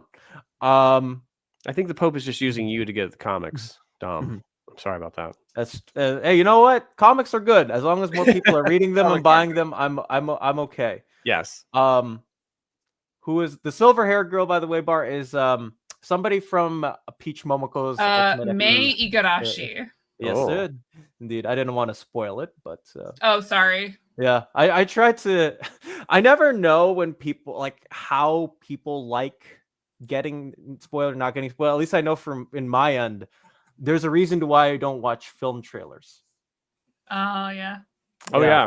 No, that's fair. They tell you the whole movie now. So. I haven't watched film trailers in 20 years. Yeah, because my thing is like believe me when I said I was thoroughly surprised to see every single one of the Spider-Men come back in No Way Home. And not only that, they're villains. Like I didn't know that Dr. Octopus was showing up. And then somebody after the movie told me, oh, he showed up in the trailer. You didn't know that? I'm like, I didn't watch any of the trailers. No. So that's just my take on it personally. So that's why I usually don't like I always have a 2-year cutoff when it comes to spoilers for comics, and we have not reached the 2-year cutoff yet for Ultimate X-Men. Yet. Yeah. We are almost there though. Well, I'm gonna order it right now. I guess I can read on Marvel Unlimited, but I hate that app still. Sorry. Yeah, fair. Yeah, more than fair. Yeah, Omar's that's true. He does an annual glamping. God, I didn't know that like it was called that until I got to like high school. If people can make it work, God bless you. Conceptually, it just kind of earns my disgust. Because if you're gonna go camping for God's sakes. Go camping. And I just don't want to camp.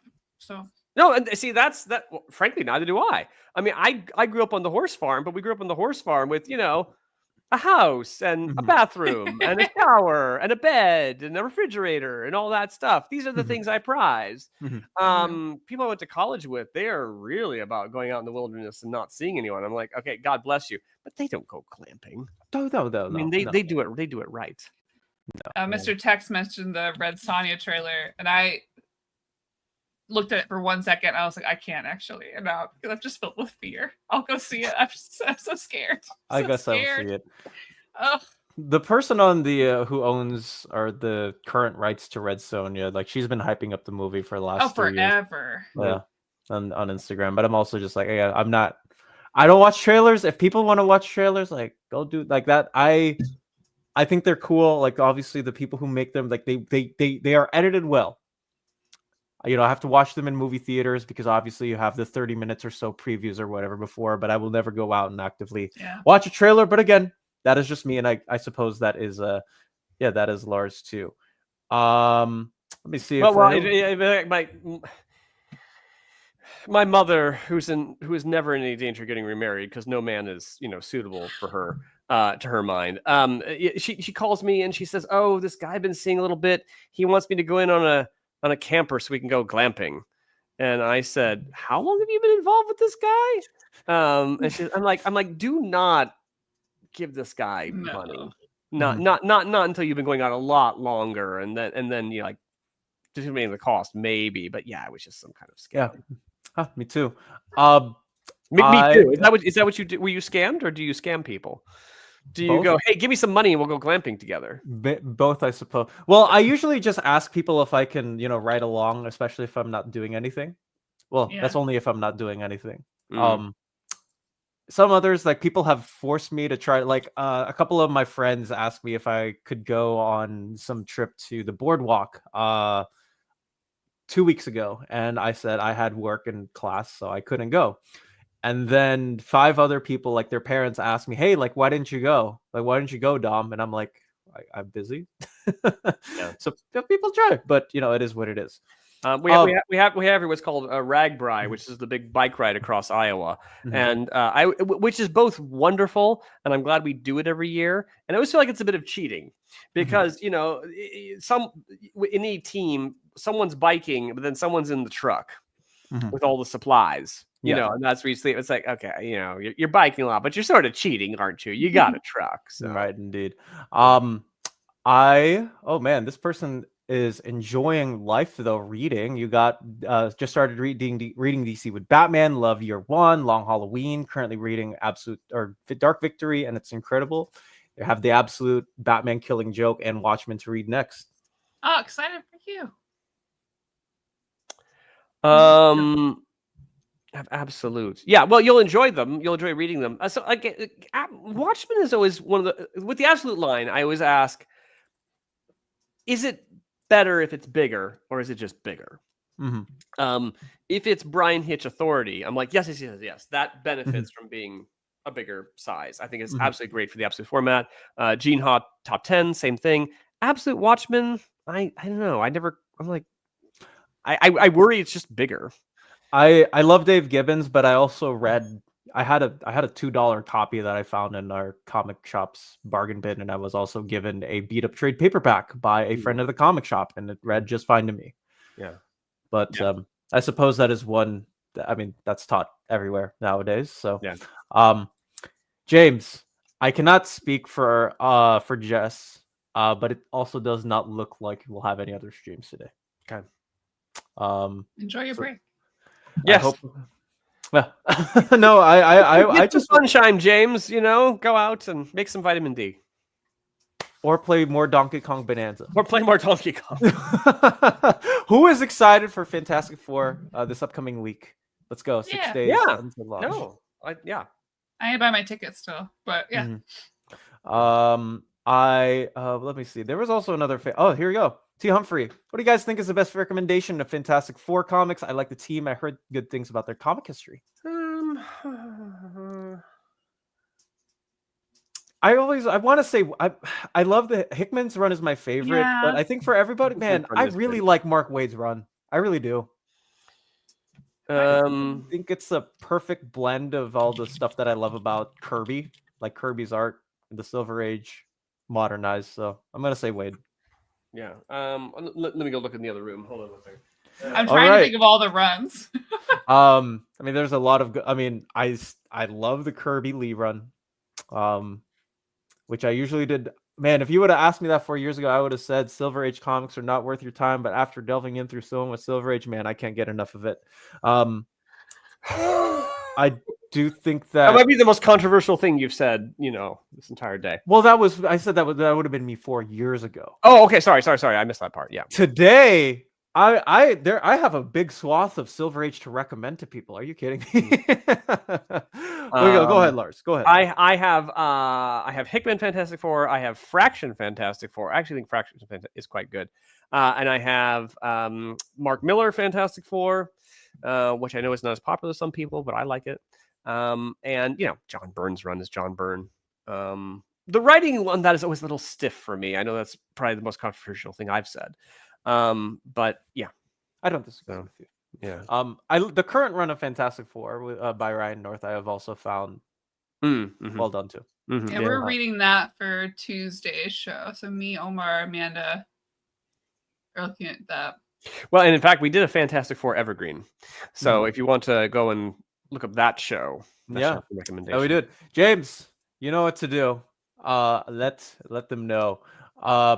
Next batch of DC Finest will be coming in with the brand new catalog soon. So be on the lookout for it. Dom, did you do well in your exams and various assignments that you were studying so hard for?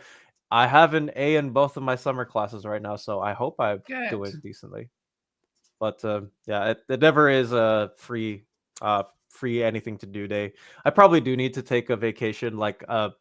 I will just say that my family is not in my house right now. I have the house to myself, and they have my mom called not too long ago because it was her birthday a couple of days ago, and she was like, "You need to take a vacation." and I was like, you're right, but I'm also enjoying the stuff I'm doing. So, I'm and be sure to tell, and you're gone, so that's a big incentive. Yeah, that's also true. Thoughts on? Have any of you guys read the Authority Omnibus Volume 2 and its contents? Ooh. Maddie, have you? I mean, I've read the Authority. I mean, I won't buy the Authority for reasons, but yeah, it's all the stuff after Ellis and Millar and in got that case, maybe. I'm sure I've read this. Well, I think the Ellis Hitch run is one of the best things ever. Yeah. I think the Millar run is dreadful, but with some nice art. So volume 2, to which you're referring, is kind of this, cornucopia of everything about the Authority to follow. I mean, the Authority has a very up and down patchy history. I really like the Authority, but it's one of those things where like it's very hard for people to pick up where the original creators left off. And so like I'm really glad this omnibus exists. I'm really glad that if you're into this, here's this collection of everything they did to a certain point, but it's gonna be choppy. And I wonder, did they include the Grant Morrison run, which Grant did not finish? I think I believe it's like it's mostly Ed Brubaker's stuff. Dustin Glenn and art. I had a chance to actually ask John Layman, who edited the Authority right after or during and after Millar's stint on the title, and asked him how it was, going on, in the book and looking at through that as an editor. And he said that it was difficult trying to get the tone correctly as the previous, as Ellis and Millar, I suppose, did, on their stints. And so I think in that case, it's definitely different. Don't expect Ellis or Hitch on the book, at least in quality.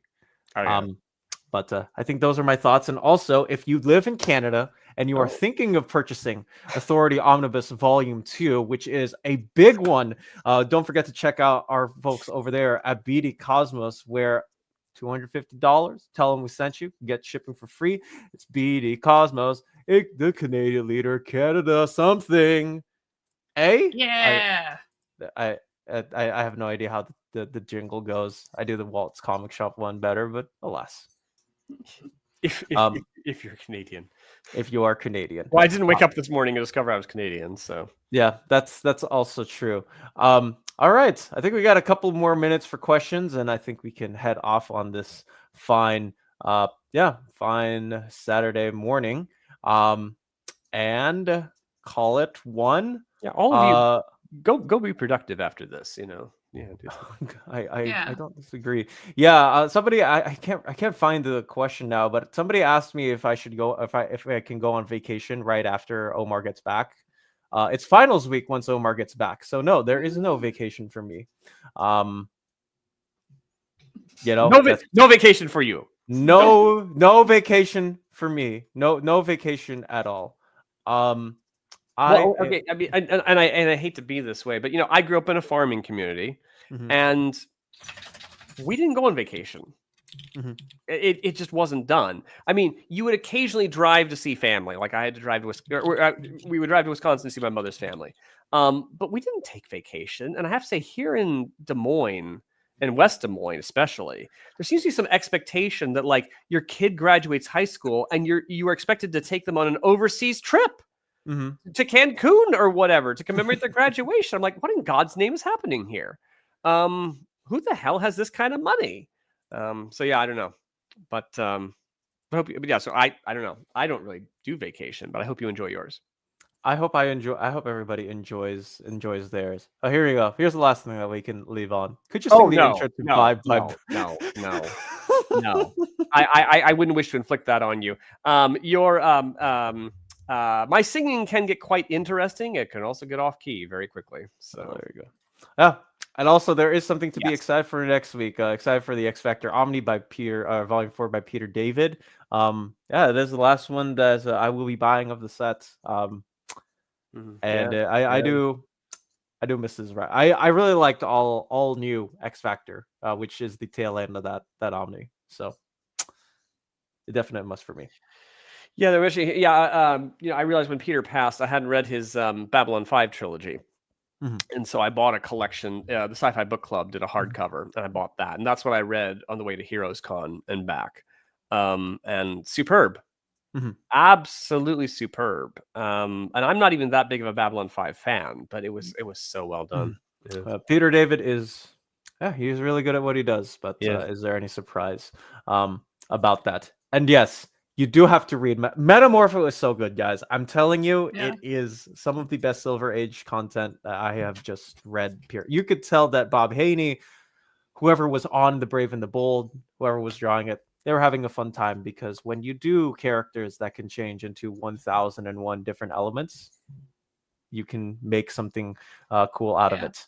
But alas, that is all the time we have for today. I want to thank my two wonderful partners who willingly have stayed up with me so that we can give you all a great time in babbling for Babylon. Is that the way that we're doing it? Sure. There you go. Maddie, where can people find you? Here on Tuesdays, I host a show called Old Reader, New Reader. I'll be back on Tuesday with Omar and Amanda. Awesome. And Lars, yes. Where can people find you, my friend? Yes, Lars Pearson, publisher and editor-in-chief of Mad Norwegian Press. Thank you, James. And our specialty tends to be not just Doctor Who, but our specialty tends to be Doctor Who. I with Lance Parkin, I co-write a history, which is the definitive timeline to the series, incorporating over 2,000 stories into 1 million words of timeline juicy goodness. Juicy goodness is what they do indeed. And I am the Uncanny Omar signing off, guys. Hopefully you will all have a fantastic day. We'll be back in session once the Monday rolls along. Have a good day, everybody, wherever you are. Thank you all. Hope you had a good time.